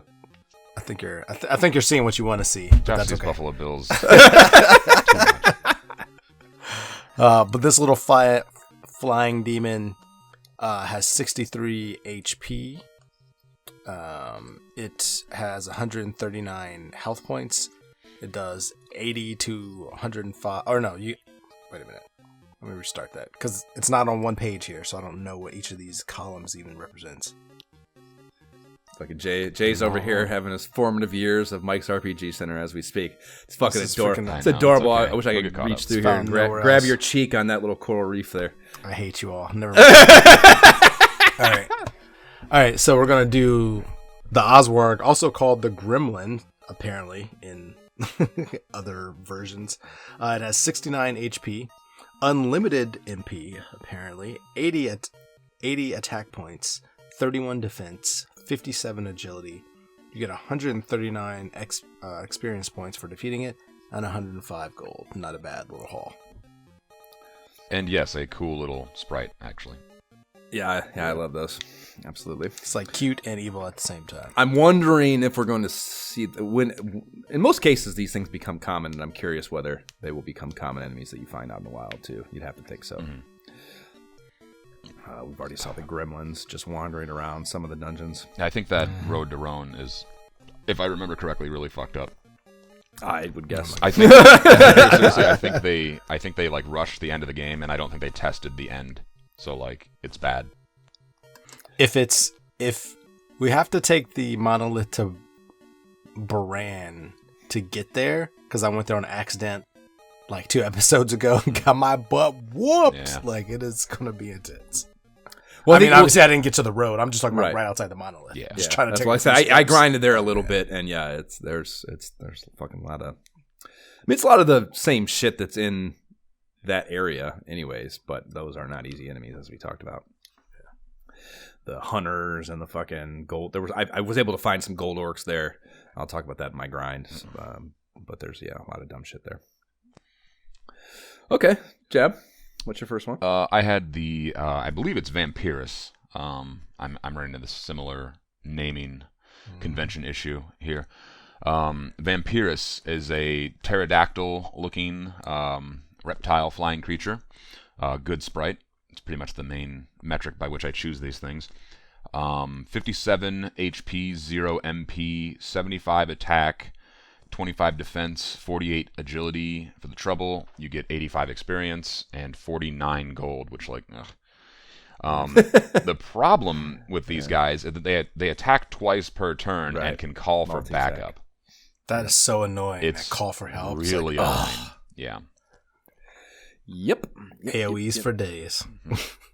Yeah, and though they're part of that group of the ones that give you the shitty payoff plus the call for help, and plus it's the trifecta from hell. Yeah. It's being able to call for help, shitty value on the numbers, and also like can hold their own. You know, it's one thing to have just 2 of those where like shitty value can call for help, but aren't really an offensive factor. Fine, yeah. but if you can do all 3, it's like fuck, man, those are all the worst things. Yeah. I remember encountering 2 of them and like run, fail, get popped twice from both. So that's 4 attacks, and then I run. Like, oh my god. Yeah. My math is all fucked up at that point. So yeah, Vampirus. Brutal. My first is the Evil Eye, and I love this upside down sprite. Makes me think of our boy in the ice cave of Final Fantasy. Oh yeah, That you can. That's a good grinding tool. That's the best grind. Yeah. And yeah, it's basically just a huge eyeball with tentacles and feet. And by the numbers, it has 50 HP, 0 MP, 77 AP, 30 DP, 55 AG, 92 XP, 25 G. Despite their stubby little legs, they are capable of dancing a jig to sap your MP and can also put you to sleep via a sweet breath attack. So yeah, a lot is fucked, man. You can bump into these in the Tower of the Moon, and according to the wiki, they are interestingly very devout tower enthusiasts. Yeah, the only other natural habitat for them is the lighthouse. So interesting that those are just confined to towers. It's like watching eyes, like the evil. You know what I mean? It kind of makes sense if you think from a lore perspective. Like you're going to have like the evil watching eye, only found in towers where evil type people are going to be hanging out, doing shady shit. Fine justification. Jay, talk to us about your second. The second one is the Horker. Definitely looking like a zombie. So this is the third one. Sprite. This is the third one, or this is not the ghoul, right? I think this is the ghoul. I think this is the ghoul sprite. Yeah, this is the ghoul. Okay. It has 80 HP. It's got the really funky, like psychedelic color palette. It's like green and I don't know. That's a pinkish color. Yeah. Okay. Yeah. That's my third one as well. Yeah, they have unlimited magic points again. Another one of those coming in, and 120 attack. So pretty. Yeah. Whoa. Coming at you with some hit like fucking trucks. Yeah. Sometimes games will set up the zombie classes to hit like fucking trucks. Diablo is actually good for that.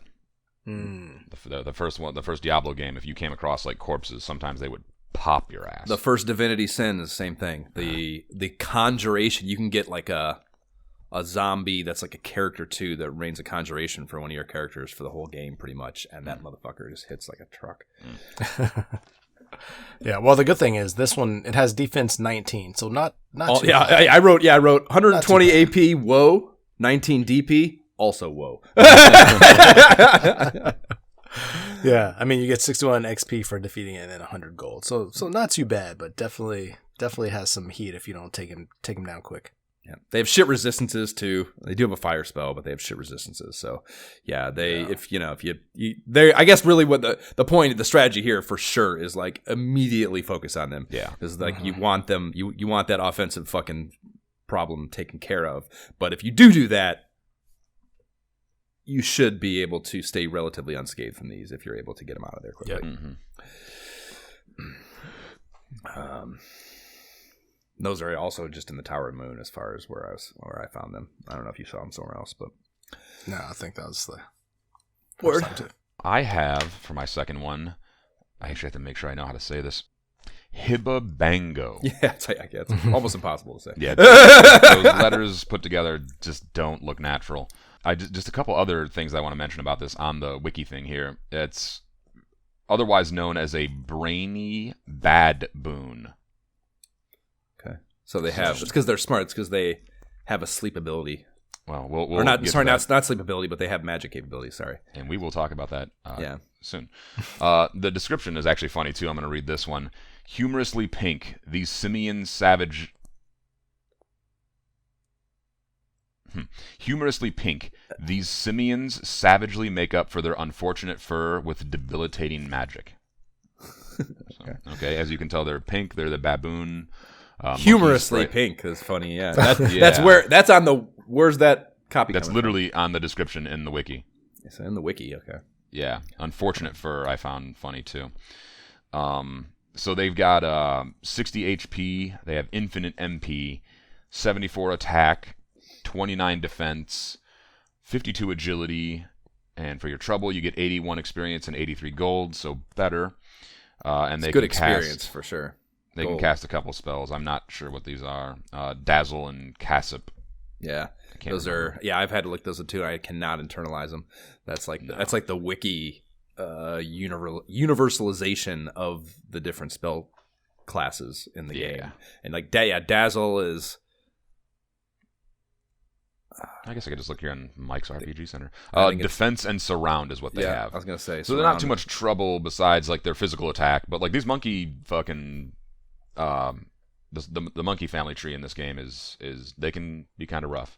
Yeah, they're formidable for sure. But I had to get the Hibabango name in there because those letters just don't go together. Yeah. Word. Okay, so my next one is the mummy, and I just like that these have rank on the mummy men, like that they're differentiated. Like Right. The wiki changed the terminology to be mummy boy for the ones we saw earlier in the game, which makes more sense, but is much less fun. And they have 75 HP. They don't have any magic points. They have 70 attack power, 26 defense power, 42 agility, 62 XP, and 60 gold. They have a sleep ability that the wiki actually lists fleeing as, or rather, the wiki actually lists fleeing as being their other, like, skill or spell. Like, I don't believe I've noticed that. I've assumed that everything could run, in the game. Yeah. So I thought Most that things interesting. do, yeah, in my experience. Solid resistances too. Can't sleep them at all. And these are only located in the Tower of Moon where I saw them, and we can look forward to them being in the Sea Cave also as far as upcoming quests go. So that I've talked about all three of mine. So guys, give me your third. Jay, give me your third one. My third is the aforementioned evil clown.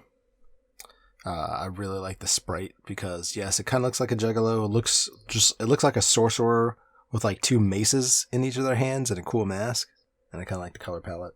Mm-hmm. They have 67 HP, 255 magic points, so bringing the magical heat, 73 attack, 28 defense, so, stronger defense than other enemies that we've talked about.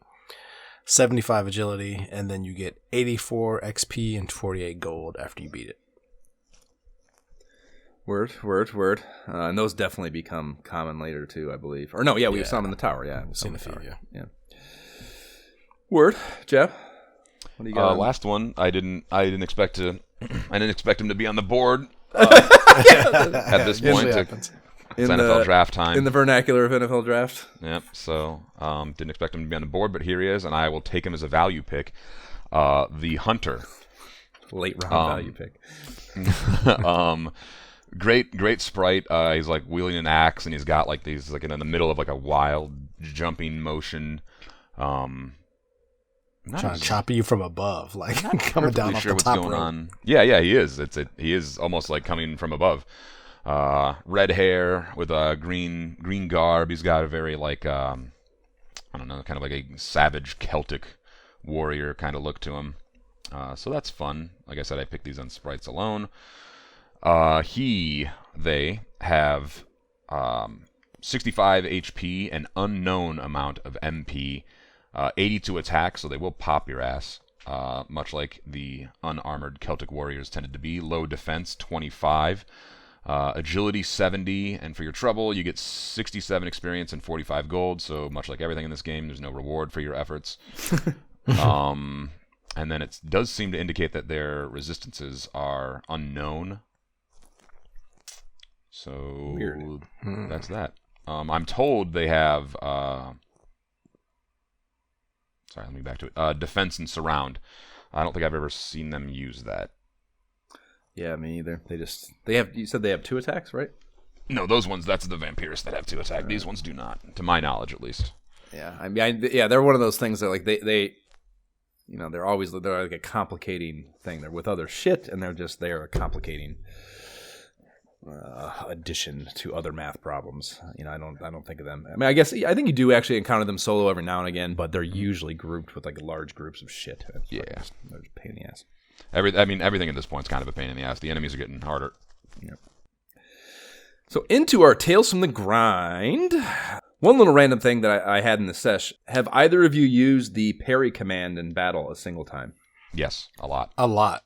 Really? Yeah. Often. Wow. Okay, that surprises me. Yeah, I did not expect that answer. Let me explain my logic, because mine is going to be much less interesting than Jay's, because mine was a very situation-specific use. I sent that pic to you guys where I fought all those goopies or whatever, and I used parry there to let them call for more help. Yeah, that's how I've used it too. Okay. Yeah, so that's the only way. Now, Jay, how did you use it? Wait, You wanted them to call for more help? Didn't you see that fucking? Did you see the picture I sent to you? I didn't understand. I didn't really understand it. I didn't understand what I was looking at. Yeah, because you're like too busy to kind of ask about it. Yeah, you're an adult with like a family and a real life. I'm an unemployed single man with nothing to do. Yeah, you got nothing to look you forward got to. over 2,000 experience in gold from that battle. Yeah, like one battle, I got like 2,000 of each, if not more, I think. Interesting. So yeah, I did want them to show up. I use parry just only with the princess. Mm-hmm. I can see. And only when I don't want to use magic, and I know I'm only going to do like 1 damage if I try to swing. Or I'm there goes Jay. Jay's always doing the smart thing. You got to stop doing the smart thing, Jay. Yeah. It's not. It's useless. You the wall until it works. Yeah. Right. Yeah. No. Yeah. I mean, I haven't tried to fucking draw out any Graboopy fights, but I use it when I'm trying to prolong a battle so the POC can get a shield of strength nut off. Yeah. And heal. Wait, what? So yeah, the shield of strength only works. Well, the heal more only works in battle. You can't use it outside of battle. So the only way to use it is in battle. Right. So, but yeah, so you can like prolong a battle that isn't particularly. It's like the same thing I was doing in Final Fantasy with one of those because I had the fucking ninjas and no magic. So I was doing that towards the end too, where I would just draw out a battle. I think it was I can't believe I can remember this, but I'm pretty sure it was Manticores, the like lion with a fucking dragon tail or whatever those sprites were, and they did so little damage that it didn't matter. Where I could draw the fight out. Use the item or use the thing as an item and get the heal spell while they're not doing any damage, and just keep that going as long as I have to heal everyone before I get out of the battle where I don't have a means of healing, or right before you get into a battle that's not like that. Right. So that is when I use it. That is very, very fascinating. I am not I'm using the Shield of Erdrick, number 1, because it's stronger than the Shield of Strength, but number 2. I didn't. Well, the Shield of Strength works for the POC. You can get the Shield of Strength for the POC. Don't tell me you sold it. Are you freaking kidding me? He sold it. Yeah, no. Now you got another 21 G's to raise. Yeah. Yeah, POC can use it, and it's fucking useful. It's handy. Yep. I think that might just be my next. Huh. I would have had to have sold it, I guess. That makes me sad. That's a bummer. That would make me sad too, Jay.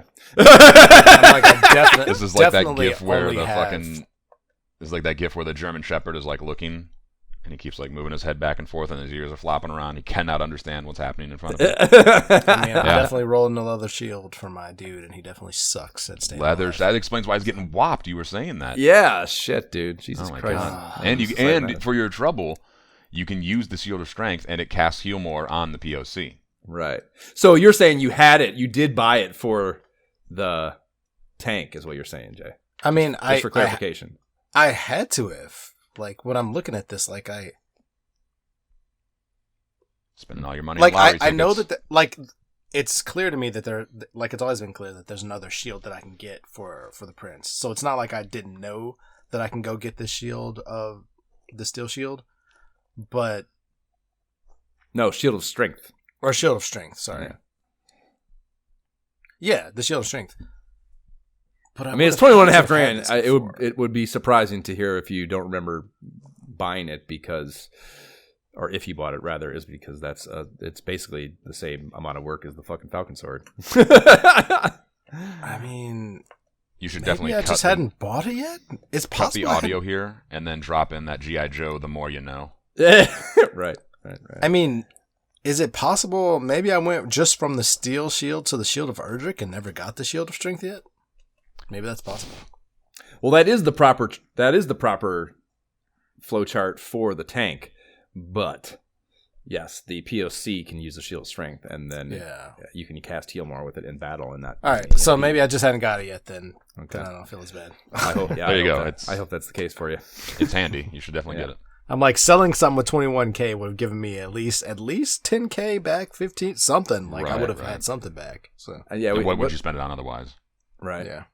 I think. I mean, what do we decide the fucking sellback rate was? Is it 75, 50? I think it's like 75 or something like that. Maybe a little under. And the biggest thing I've bought, I think, is the the light sword at this point. Okay. Well, Yeah. that's a great segue into what your grind was. Jay, tell us about it. There was minimal grind. When I did grind, it was right outside of Toon because that was the place to kind of be.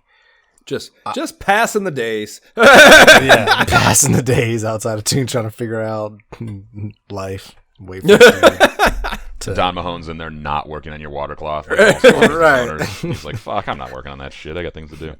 Motherfucker's not even paying me. I'm doing this as Like, a fucking favor. I get to this in a day or two. Yeah, it's gonna be another day or two.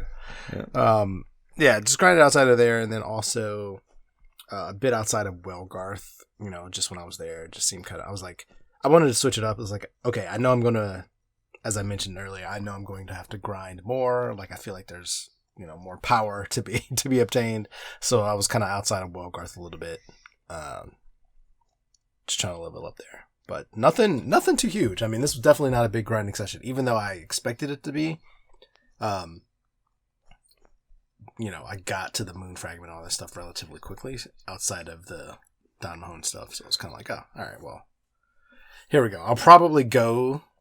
What I'm thinking is I'll probably go grind outside of the Baran monolith next, because that seems kind of like the next logical thing. We'll see. Okay, word. Jab. Assume you said no grinding already, I believe, yeah? There was no.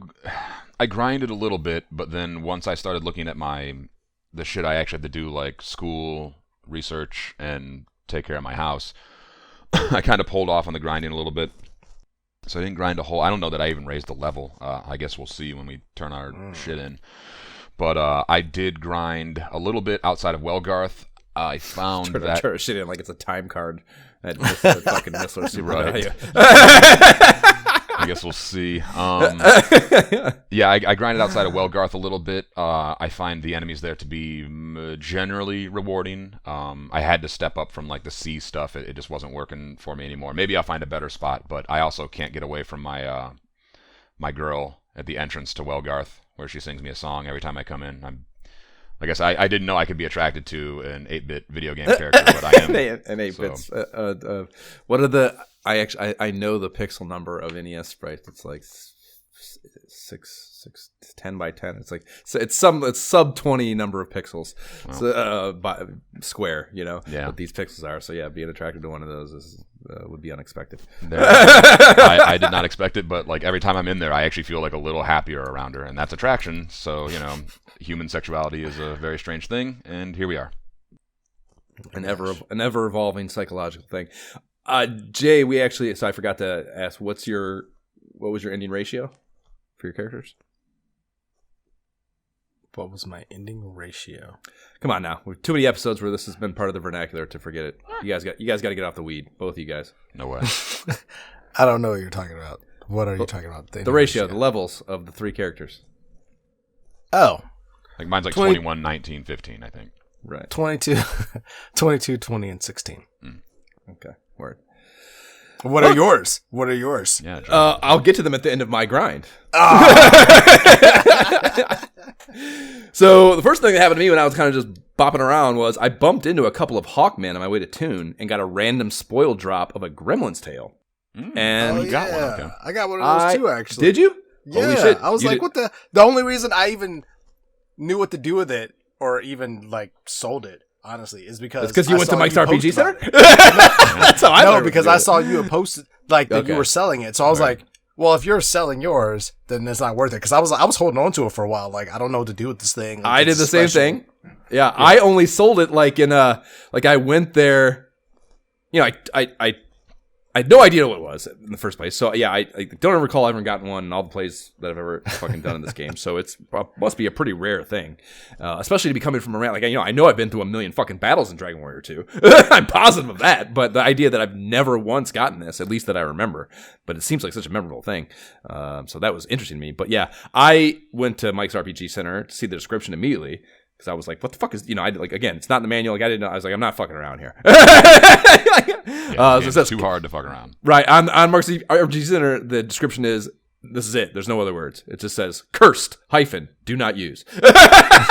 Do not use. Yeah, so I listened to that, or I didn't listen to that. I mean, and I tried putting it on anyway because you're not the boss of me, Mike, and I didn't notice any immediate effects when I did so. So I don't even know what curse does. Wait, you equipped it like Yeah. a tail? Well, you just use it in your item. Yeah, you just use it. Okay. Same like with Cloak of Wind. You can't use it. You can't go through your equip tree and use it or equip it rather, but you just use it in your item inventory. But yeah, I would eventually the way I sold it was Wait a minute. That is false. My Cloak of Wind is currently equipped, and it has been equipped the whole time. right, but you didn't do it with the equip command. You used it in your inventory. Yeah, item. Oh, maybe so. That's possible. That's what I'm saying. Details. Okay. Yeah. But yeah, I wasn't. I didn't get it, and I was like, oh, I'm gonna go sell this. I was like, just emptying my inventory out, and I was like, I guess I'm like, I'd held it for a while, and I was like, I don't know, fuck that. I mean, it's cool, but yeah, there's just the inventory is limited. I got to get rid of this. So fuck, I'm a minimalist. Stick to it. And fucking, I sold it. Yeah, like 1,100 gold or some shit. I was like, holy shit. Yeah, it's not a joke. Yeah. I'll take it. What a come up. So On the wiki, it does mention what it does, and I find this interesting. It says it's called the Devil's Tail here, but it's the Gremlin's Tail. It says the Devil's Tail will curse the person who tries to equip it, doubling the chance for an enemy to cast snooze or it essentially doubles the chance that you fall victim to snooze or fizzle. Oh, so like really chance-based things. Anyways, that's a really smart interpretation of. So like you can still get away with it. You might not go to sleep, but like you might. You would never even know. Yeah, there's no way for you to know. You would just like it's a great implementation. I guess is the proper word. Like because you wouldn't. You're just like I'm less effective in combat. It's always. like fucking shit's just not going right. That's cursed. Yeah, that's what being cursed is. Yeah, that's great. Cool. Okay. So yeah, I discovered some serious limitations to the Shield of Strength on this play as well. Which was expected, is that it can only cast Heal More in battle. We already talked about that. But it doesn't work. It doesn't work when you're walking around a piece here. But the second, which I did not anticipate, is it only heals the person who possesses it, and that was I did not expect. I thought I'd be able to use Heal More like on motherfuckers, So short of buying all 3 party members one of these damn things. It isn't as much of an MP workaround for healing as I thought it would be, So take that into account when making the decision to invest that gold, dear adventurer. But I mean, ultimately, I'm still buying it. Yeah, because it's still a step up from what he can use shield wise. So while an expensive investment to get that result, it is still some added at this value. point. It is my gold, like. Objective. I don't really have another one. You know what I mean? So. Yeah, I don't know that you really what sword do you have for the tank? Oh, the light sword. Yeah, I'm not going to do that. You're not going to get the light sword? No, I'm doing a Erdrick roleplay. I'm only rocking Erdrick gear. Okay. For the tank. I'm still holding the sword of Erdrick because I feel like it's just wrong to sell it. Same thing. Well, especially because they give you the 2 gold. Yeah, like I'm not selling mine either, which I know directly contradicts everything I just said about minimalism. No, that's not. And but some things are just too important. The Josh Allen rookie cards are too important. I'm not getting rid of them. That's like saying like somebody's like, "Oh, I'm a minimalist." I'm like, "Oh, you have dinner plates though." Like, yeah, I fucking need that. I'm not a savage. I'm value. not a savage. I'm a minimalist. Exactly.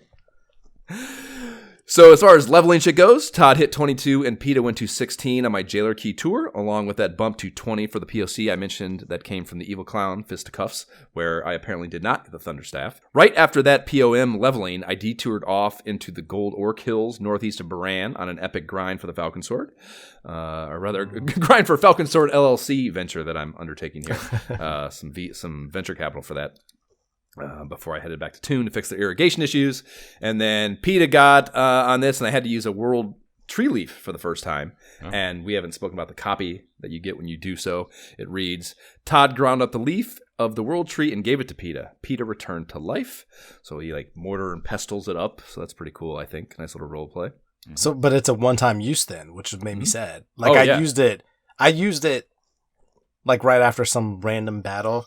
And then I realized it was the one-use thing. I was like, no, save state. I'm just going to do better in the battle. And then well, you can go get another one. It's not like the only one you can get. You can go get more. You can just go get another one. Oh, in the same spot? Yeah. Mm. Oh, I didn't know that. I'll just it's always there. You should always have one, but you can use them freely. So yeah, like it's the world, like I think about it like dropping leaves you can go get. Right, just pluck one off. Yeah. I always think about it. It's like we talked about with that girl talking about routinely picking up her dues yarn from the tower. It's just like one of your chores, you know. Gotta swing by and grab a leaf on the way to fucking whatever. Which again, I think now that we've brought that up and we get to talk about it again, that's my favorite location in Dragon Warrior 2 so far, is that island where it's described as having like a tree or plant life from like all over the world all on one island. I think that's the fucking coolest imagery that you can possibly like that. If I ever get around to fucking playing D&D with you, Josh, and I am trying, but school's a lot, if I ever get around, that's imagery I will almost certainly steal.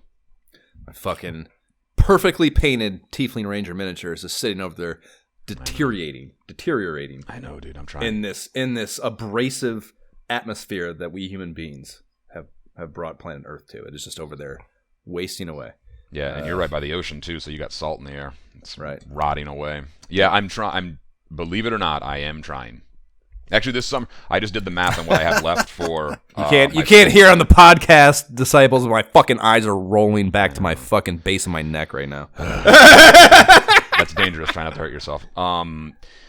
But I did the math on. I scouted out essentially the rest of the semesters that I have to do to get my bachelor's, and I am surprisingly close. Like it fucked with me a little bit. I actually had to go sit down for a minute because I was so close. So just and this summer will actually be surprisingly open. So give me a fucking minute. I can't believe you. I can't imagine living a life where I'm in school and I don't have like Jay. Do you remember? And granted, there was I'm sure there was some sort of like little map system they gave you to do this with. Well, I would think yours would too, Jeb. Like I knew exactly what I had remaining at all times. I mean, yeah.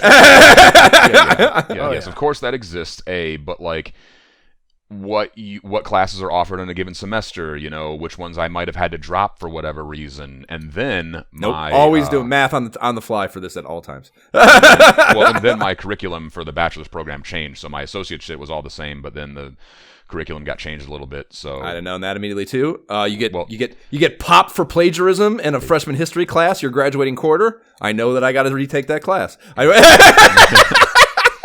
History is such a hard thing to not plagiarize. That's a bullshit. Oh, dude, I'm a history fan. I love history, and like people would be like, "Explain the Second Punic War in your own words," and I'm like, better than actual historians. I electronically assembled a 7-page paper, or it might have been 11-page paper. Do you happen to remember something like that in like I don't know, 29 minutes. That's yeah. Okay, you fail. Yeah, for sure. Yeah. I walk into in hindsight, incredibly stupid. But the TA, because it was it's a freshman history class, so my TA is he's a grad student, he doesn't give a fuck about anything, and he sends me an email after I send it in, and the whole reason I do this, by the way, sidebar, is because a buddy of mine is trying to get me to go out and party because we're graduating. Wait, and I'm like, this is my graduating quarter, correct? And I'm like, I gotta write this dumbass freshman history or entry level history class that I'm taking to round out all my. Oh, you were taking a freshman class as a senior. Graduating class or graduating quarter, Jeb. Okay. Yeah, no, this was I was theoretic. That was part of the whole thing. Is like this. I'm above this. Is I'm sure part of the rationalization. Like I shouldn't have to deal with this. 4 years in, I know how to do this. 5 years in for me. I'm taking my time. That might be 5 too. As I hold up 4 fingers there, that was good. Yeah. I was wondering what was going on. I was like, yeah. Anyways, so yeah, I get this. He emails me a few days after the fact. He's like, we got to talk. Yeah, could you come in? Like he doesn't even, it's not like he doesn't start whatever. He wants to talk first. He's gonna tell me face to face whatever that it's a problem. So I'm like, oh fuck. Like go into this place and he's just like, I remember him sitting at this this shitty little desk that he had in this room of cubicles where they must just shove the TAs fucking. Animals, and he's sitting there. He's just he's rubbing his hands in his head, He's like, he's showing me highlights, and he's then show me on the web on Google where it's from, and he's just man, I'm like, Yeah. Like, I had to go to the bar, dude. I don't know what to say. I assumed it wouldn't matter. I assumed you would care as little as I did. He actually cannot care that little. right. You are not mathematically capable of caring as little as me. I now realize that. Literally, his floor is higher than your ceiling. Yes. Yeah, so that's how that went down. Yeah. These things happen. But yes, the point is the curriculum just changed, and then I revised my math on the fly just a couple days ago. So, yes, the condition actually improved with the revision. So, yeah. Dynamite. Just give me a little bit of time here. A little more. Word. Okay. I have patience. I'm not going to die soon or anything, Jab. Don't worry about it. The Gremlin Tail actually 1125 is the goal for it. I sold that when I was on this particular grind. Don't mind if I do. And I'd of course do a number of additional levelings during that grind and ended up at a 23, 21, 17 ratio before heading back to Toon. Okay. And then, so I guess I was a little bit ahead of where you're at, Jeb. So I tried to grind in the Dead End Valleys. I mentioned this already. The Dead End Valleys north of Welgarth for the Light Sword, out of convenience, but it's Hunter Magidrake parties there, and that's a awful payoff for the headache of them. So not worth it. Sorcerers 2 and their Firebane bullshit and 30-ish gold payoff per head is even dog shitter. God. Yeah, fuck all that shit. And then so I'm decided okay, fuck this. I'm not going to do that. And then I start wandering back to my ship outside of Welgarth, and I bump. There's like these little hills right there, just to the west of Welgarth, and I end up bumping into a few gold orcs in those hills, and I was like, "Ooh, that's what I was looking for." So yeah, I ended up just hanging around there and getting done what I needed to do. Nice. Let's just take my mind off. Oh yeah, so this is a cool thing. So I was doing this. I'm grinding. I'm just like, that's monotonous as fuck. So it occurred to me, so when you use it, we talked about it, we already bitched about this already, so it's even more pathetic that I had not already done this. I think that we had, not only I'm thinking about it enough to not like it, but we talk about it on the pod collectively, and I still don't do anything about it, is a testament to something, I don't know. But when you use items for their extra benefit or whatever in battle, you got to go through the menu. And, even if it's on the first page, just moving down a few clicks is a pain in the ass. But if it's on the second page, you got to hit that little arrow and go to that and then go down to whatever it is. So, huge pain in the ass. So, you can't, the way to fix this is to reorder your inventory. There's no function to do that specifically. But what you can do is trade things back and forth between players to move up other items in your inventory. And when it comes back to you from the trade, it'll be below the things that you did not trade. So, I did this and basically streamlined my whole inventory for item usage, and my life is so much better now for the Wizzy Wand and the Shield of Strength uses, So I did that, and that was fucking a really smart decision. It's seconds of work it took me, and it just so much aggravation and time saved moving forward. It's such an efficiency. It makes them a viable actual option. Otherwise, you kind of do just want to button mash and just get or parry. That's honestly, I thought that's what you were gonna say. Well, Jay, you kind of, that is kind of what you said, is that, obviously, if it wasn't a pain in the ass to use the wand, and it was just the same number of clicks as parry, essentially, you would just use that. Probably, I don't know. I guess maybe that it's honestly, I didn't even look at the fact that I didn't even know it did that. Didn't know that the wand casted Infernos like that. No, it casts Fireball, actually. Or Fireball, whatever it is, yeah. It's just totally spacing on these conversations we have for 4 hours on this Skype. Well, I told you, I had my plans. I know my rotations, the way that I'm using things. The system. Okay. So, not saying I don't remember, I'm sure I knew that, but I just decided along forget the way about it. Yeah, no, I feel that. Usage. You can hear it, you can internalize it, you can even do it a few times and then forget about it because these games are so long and we're taking gaps and what have you. Last thing to talk about is spells. Update on my Firebane opinions. I hadn't used that yet on the last when we actually talked about it specifically on the last episode. And I think Firebane kind of sucks, man. It affects all groups, not just the one Inferno sits, but it's no discernible difference in the damage it does. And that's kind of meh.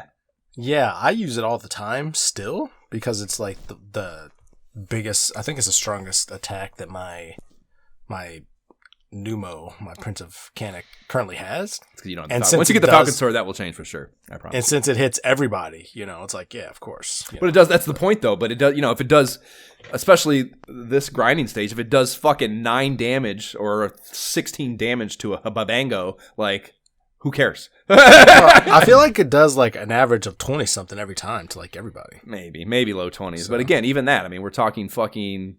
Yeah, I would have hoped it'd be higher, yes. But the fact that it hits every single group, that's nice when you have like groups of 3 different types of enemies with multiple. You know what I mean? So, I'm sure sometimes it maths out, but for me, it's less about what the number is and the fact that there's no disparity between the numbers that pisses me off between the previous fire spell and this one. I understand that you're changing the function, and that is the increase in whatever appeal. Efficiency increase. Yeah, but it should also be more powerful to some degree, some discernible degree, in my opinion. Yeah, I mean, this game is just like loaded with. I don't know. I'm looking at some of them now. I don't. It just fucking. I don't know. It left. I found it wanting as well. I'll put it that way. It's Infernos that hits everybody. That's useful. Yes, I'll take it over Infernos, but bleh. And again, you have an MP disparity too, so it uses more MP. So it's not like you don't pay for that aspect of it. Yeah, but you're also using it with the prince, not your main magic user. You know what I mean? I'm using the prince to actually swing his weapon most of the time. So it's nice to have Firebane as like a good magical, I'm going to use this for everybody type of spell, Sure. I wonder if because it doesn't really tell you in the manual who gets what. It just gives you lists the spells. I wonder because there are some spells where they have overlap. I wonder if she gets that too. If she gets that, it might be, I might have less hate for it because if she gets Firebane, I don't think she gets it at all. She doesn't get it. Well, she hasn't got it yet, but who knows? I don't know. Are you looking at Mike's I'm RPG looking at Center right now? I'm looking at the strategy, I'm looking at the strategy wiki, and it doesn't look like she gets it. So okay. Yeah. Well, I didn't ask you to take all the fun out of the hope that she might, Jay. I don't want you to be on a prayer. Well, okay, then I'll just kill myself. Thanks. I'll go hang myself from my fucking shower curtain rod. Thanks a lot, Jay. As far as new spells go, the POC gets increase at 20, and this spell will increase your group's defense power. This will decrease the amount of damage you receive from attacking enemies. And one of those things that's great in theory, but I'll never fucking use it. I have, and I can't decide if I like it. Like, I can't tell if it's doing a discernible, like, benefit, giving me a benefit, The key word there is discernible, and the answer to that is probably no. I'm sure it is doing something to the math, but as far as whether or not it's actually discernible and better than attacking for that turn is highly unlikely, in my opinion. The POM gets her own outside spell at 17, so that's nice that you have 2 people that can use that in case one of them happens to perish at battle.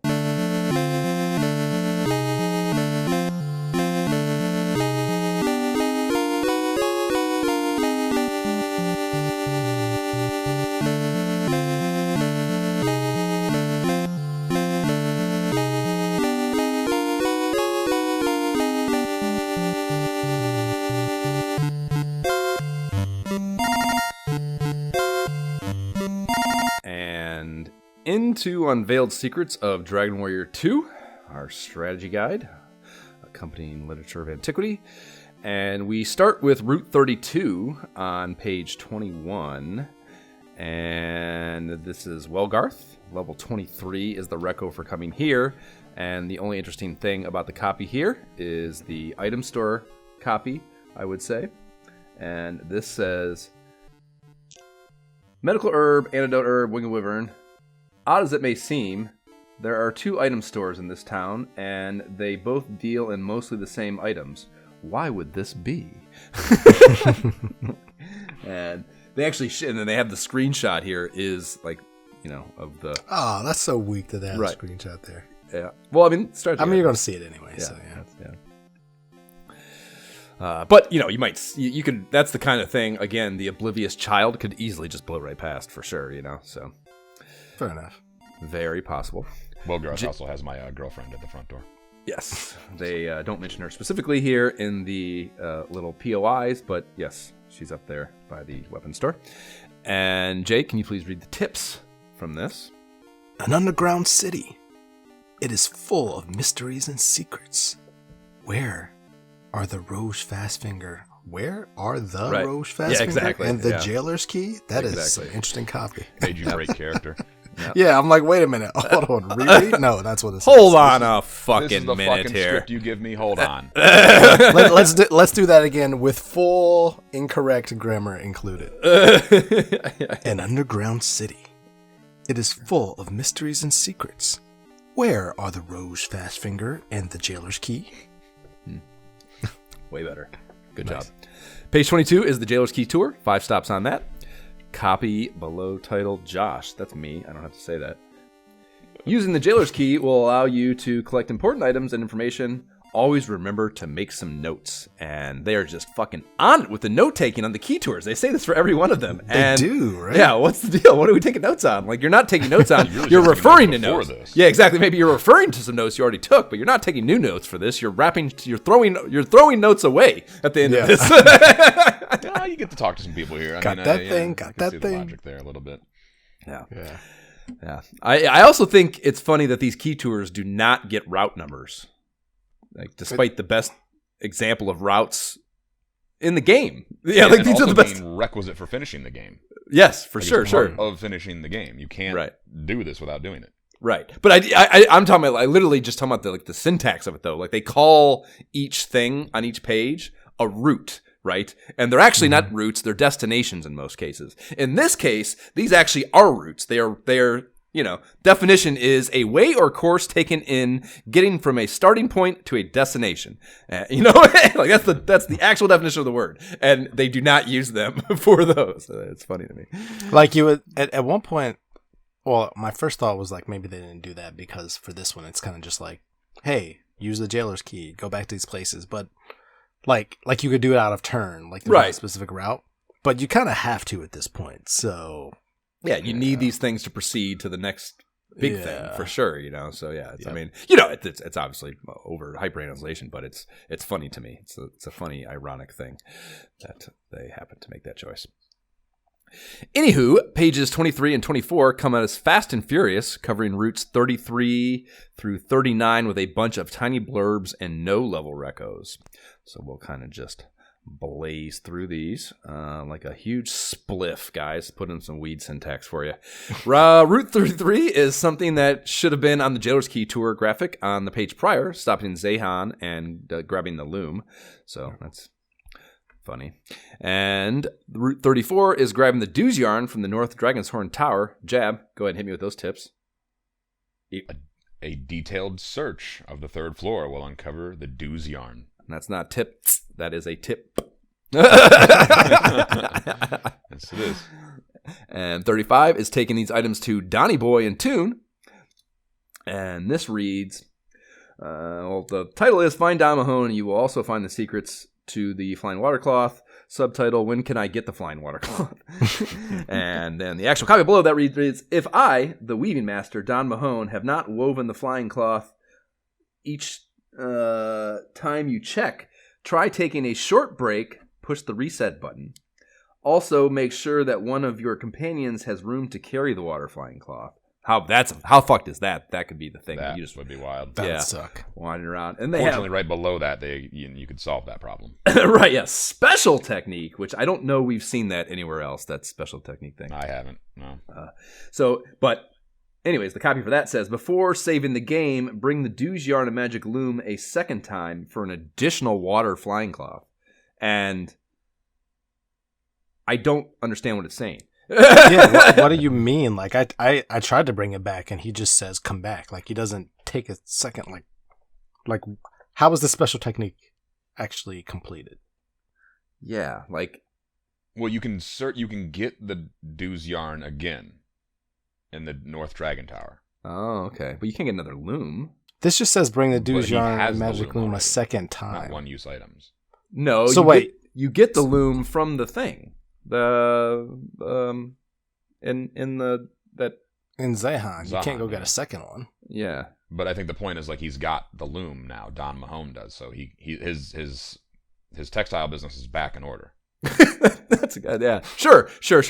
But I mean, I guess it's possible. Yeah, if you just come back, I guess they could just be fucking up. As with any of this, they could be fucking up, but they could just be fucking up and saying they're citing the loom specifically here in this particular blurb. So they're saying you got to bring that back to him. Yes, I guess if you just have to bring the dues yarn, yes, that'll be back if that woman is correct. Anyways, I see. Right. So maybe that's the answer. Yes, and I can see how that works then. But yeah, when I read this, I was like, "What do you mean?" But furthermore. Holy fuck, that's amazing that you get 2 of these, and then that for free is but better. Only if you completed this special technique. Because, like I said, I went out and came right back in, and that of course, didn't do of course, it, so yeah, of course. But I just mean it never would have even occurred to me to do this or try this. So no, I don't think we tried when we were younger either. To do this, no, we didn't. That'd have been way too. Oh no, yeah, exactly. I don't. When I read this, it was like being told.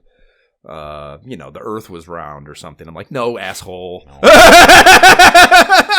Am I walking downhill right now? So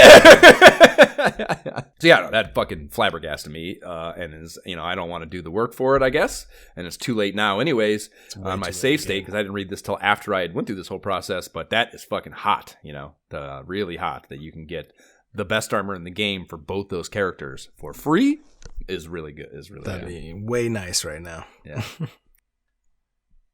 Next time, when many moons from now, when we do all these side quests a second time for the podcast, we're like 73 years old. Yeah, well, I'll absolutely do that then. Route 36 caught me off guard a little. I didn't even know this was here, this particular monolith. It's talking about a monolith on an island in that bay on the northeast corner of the Maidenhall continent, which I just, for whatever reason, had never really sailed into, or definitely never really sailed into. So I went and checked it out to see what was cooking there, and inside there's a rabbi behind a counter, and he is flanked by a couple of their star iconography, and he asks, "Hast thou found the Eye of Malroth?" And if you say no, he says, "Once thou hast the moon fragment, thou may enter the island cave where the Eye of Malroth is kept in darkness." If you say yes, he says, "The Eye of Malroth uses much that is not readily apparent." Sees much that is not readily apparent. Use it in the swamp of the Hidden Valley, and perhaps you will see a way to Roan. And boom, just like fucking that, they suck all the guessing out of that little puzzle. So that's a perfect example of I didn't even find this playing for the podcast, and that I'm so fucking thorough when I do that, and I still didn't know this was here. So just the idea that when I was playing with nothing hardcore, even a few years ago as an adult, just shit's just, you just don't know things. You're not going to find things. It's just not going to happen. These games are just there's just so much, Yeah, there's no other reason to go there. Right. Literally, that's the only reason is to know that, and yeah. Yep. Yeah, that's wild. So I guess really my point here is not that they're impossible. It's just that they're set up in such a fucked up way, which is even more frustrating to know because they did put all the answers in there. At this point in the game, though, there's no reason for you to go there. Yes, there is. Exploration. If you're role-playing this to the max, the reason to go there is you don't know what to do next, and you miss something, and you need to double back. And they want you, yeah, I know it, right now as a modern player, where you're fast traveling. That's not part of the fucking syntax anymore. But back then, that was part of it. The idea was that you... But I guess I understand what you're saying, but what I'm saying is from my standpoint, right? Because I didn't go back there. But when I was sailing around, and especially going through monoliths and going through all that kind of stuff, I noticed looking at the map, okay, I want to go back up there at some point. But at this point, at the same time, everything in my notes tells me I need to go to Roan next. I'm pretty sure I know where to go. Unless I get there and can't figure out how to use the eye to get there. Sure. There's no reason for me to go up there. You know what I mean? That's why it feels so out of place unless I had this strategy guide to help work with. You know what I mean? Right. Because I feel like I have enough clues to get me there. Maybe. Yeah. I'm not even saying more specific though. Yeah, I'm not even saying. Again, I don't think my derailment was. I'm pretty sure it was that tower. I don't know. There was like I like again. I'm recalling sentiment here, not specifics. Yeah. You know, I feel like if it was just a tower, and I just needed to grind to get through it, I feel like I would have, I would have stuck with it. I feel like there had to be some sort of I don't know what to do, and this happened. Yeah, I mean, even seeing this, I haven't gone back up there yet, but I remember looking at this like, all right, I guess I'll have to go back up this. But even this isn't saying, like, it just, I don't know. The way this reads is kind of odd to me because it's talking about the monolith, but it's giving me information that I've technically already gotten in my notes. So it's kind of like, why are you telling me? Are you just telling me this exists? Well, yeah, this has been alluded to. It's not quite as specific. It's not, this is like explicitly what you need to do. So, yeah, I mean, I think it does act. I think it does act, and it's probably a good design decision of like, it's like a out of the way thing that you're probably not going to see. So you're not going to get handed this easily. But if you can't figure it out and you're just wandering fence testing because what the fuck is the next thing, then you might bump into this and then you might get the explicit answer that you couldn't figure out from the fucking breadcrumbs that others had given us, So it's actually probably as good of game design as you can possibly infuse in this kind of video game at this time, given the constraints with which they were working in. A little bit of redundancy. Right. Route 37 is Roge, Fastfinger, and Welgarth, which we would have done as soon as we got the Jailer's Key. So again, kind of a thing that I don't know if it's properly organized, flowchart wise. But then shit kind of gets back to on track with 38 and 39, and they're telling us to use the Watergate Key and Tune, and then head to the Tower of Moon. And without the Moon Fragment, you will not be allowed to take the Eye of Malroth, is what they tell us here on that. So they're telling you the significance of what you get in there, but giving you no information about being in there. Yeah. So funny to me that this strategy guide is, again, just completely glossing over all of the dungeons. I just cannot believe there's not more. Yeah, there's just like nothing for it. Yeah, crazy. Well, that is where we're at now. Let's quickly discuss where we're going to go from here. And I feel like there's, I mentioned in our group chat, it was hard for me to stop because I so clearly see what needs to happen next now. Mm-hmm. And I've never felt so certain about that and so certain I was going to be able to beat it now because I had all the tools and all the direction I needed. So I think one for sure, that we're one episode away. I can't imagine what else, where there can be what there can be like complication wise beyond just kind of the final stretch through Rhone and then whatever lies beyond inside that valley. I feel like there just can't be more than an episode there. So that's seemingly to me what's got to happen next and all that could happen. Yep, grinding and getting to the point where. Maybe grinding before we go that way, grinding as we go through that way, but I feel like that's the way to go. I don't know how long it's going to take to get through. I'm kind of concerned at the levels of spells and things that are coming. I would love to have the rest of the magic. The idea that there's it's at least 2 in there, maybe 3 that we don't have yet, and I'm at level 23 now, which was the highest of any of our ratios, right? 23, you guys, 21, I'm at 22. 22, okay, I believe, yeah. Yeah, so, I mean, I still haven't gotten them. Fucking Numo's at 20, I think. She's at 16, so fuck, when do they come, I mean, without giving away the specifics of what, do you want me to tell you when you get them? Nah, fuck no, that. Don't do that. I want it to be. Let it be spontaneous and natural. Yeah, I want to feel it wash over me. when it happens unexpectedly, like the Gremlin's tale. Okay, so that's. I think that. Yeah, I don't think we needed to kind of beat. No, to be frank, there's 1 episode left. Yeah. Word. So that is fucking exciting. That's exciting. No better way. You'll finally beat the game. Yeah, that's fucking wild to me. I don't know if I'm more excited to check this off the list or the other thing about beating this. I've talked about this before, but like I can't play Dragon Warrior 3 without having beat. I literally can't do it. I've dabbled, I've fired it up, but I can't allow myself to truly invest in the story side of it, which was so requisite to want to play any of these games with all these fucking fucked up parts about them. Like you have to be into it story wise. So for me, anyways. So yeah, I've never been able to justify playing it because I haven't done this one, you know. So like, I don't know if I'm more excited to just check this off and kind of, you know, slay this fucking dragon / kill this white whale of mine, or if I'm more excited about the idea that now 3 opens up to me as a truly viable possibility. And I hear 3's fucking great. I played a little bit of 3 and it was fun. Yeah.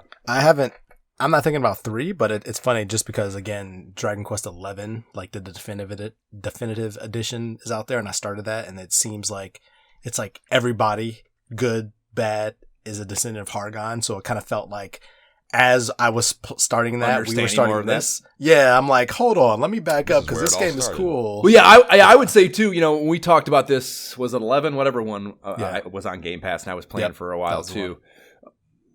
You know, there's those moments where, you know, they do, it's just beyond well done callback sequences where you can go into that portal area and you're literally going back to moments that are in the story world of previous games, but not at the exact same moment that you played through originally. So there's all these things that are viscerally reminiscent of having played Dragon Warrior 1 or Dragon Warrior 2. But they still take the time to craft some more lore of the reason why you're there and the thing you're to do. So it's just, oh my god, it's so good. It's like DLC for a game you bought fucking 30 years ago. It's incredible. Incredibly good job of that. But those only have the weight that they're supposed to have if you've played them. So basically, having played 2 now opens up enjoyment of those particular moments infinitely more, you know, and obviously everyone who play will do that more too. So that is a really cool way to, I don't know, enjoy it as well. I agree. Yes, they're good at these. Okay, so status updates. Jay, where does Gentle currently reside, numbers wise? Good old Gentle he has 87 strength, 65 agility, 104 HP, or I'm sorry, maximum HP is 110. Obviously, no magic. Attack power 152, defense power 107, and my XP is over 69,000. Nice. Okay, Jab is 81 strength, 59 agility, 101 hit points. Attack power of 121, defense power of 104, got 59,647 experience. Nice. Sword of Erdrick, Arm of Gaia, and then Shield and Helm of Erdrick, and that puts me at level 21. Is there no Erdrick's armor? There is, but it's at a later point in the game, without spoiling anything. Oh. I couldn't even remember what I had. Okay. Todd is actually I bopped up to 24 before I put this down. So he's really rolling strong, rolling hard. His strength is 94, agility 70, HP 125.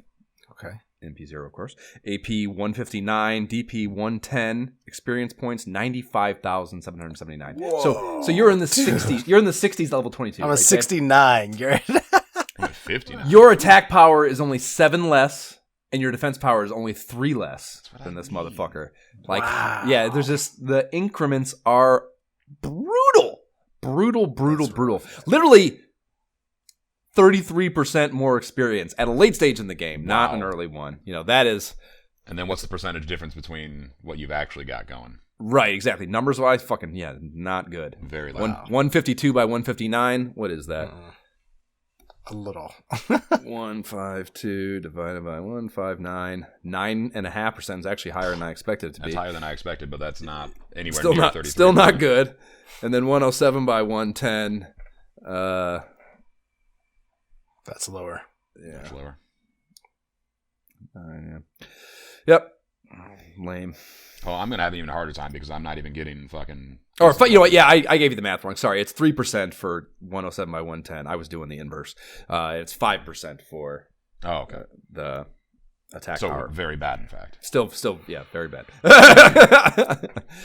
Brutal. Fucking brutal. Okay, so that's where our boys stand. And I presume, yes, we are only one little step on the path away from toppling Hargon and talking about the completion of this video game. So I take it you're going to do that tonight?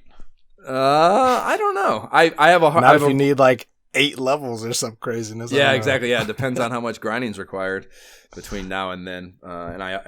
Jay and I have a very engaging and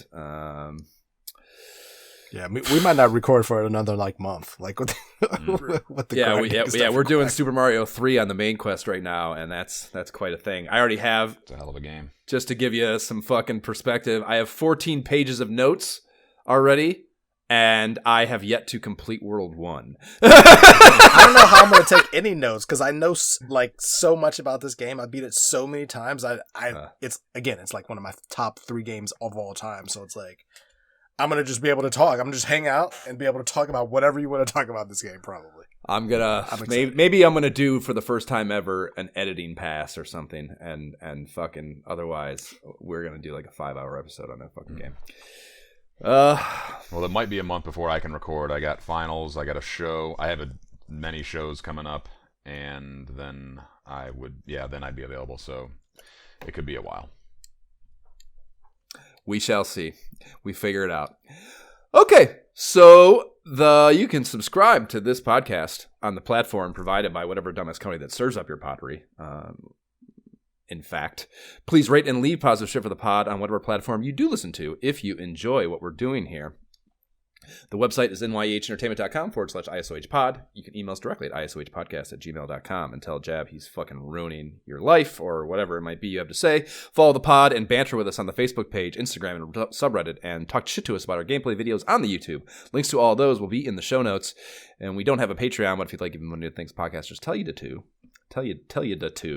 and would like to do so in our direction, the Able Gamers Foundation creates custom gaming rigs for gamers with disabilities, and that is cool as fuck. AbleGamers.org is where you can find them. T-shirts are on the website. They're dope, and proceeds on those after pod expenses go to Able Gamers. I'm rocking my Final Fantasy SideQuest one right now with Chaos and the Dead Ninjas below it. Jab, talk to us about your socials. I don't have any, so that condition will not change. True fact, though, listeners, you can find him at MPO Box 0031 on Instagram. Someone runs it. I don't. By proxy, you can follow Jab. I have people for this. Jay, Gentleman JB without the second E is my gamer tag, and where you can find me on Facebook and Instagram. I am on Instagram at MyShiftKeyIsBroke. I am on Twitter at Josh Folan, and you can find me on Oculus for some Walkabout Mini Golf ass whoopings. Also at MyShiftKeyIsBroke. Okay, bye. Bye.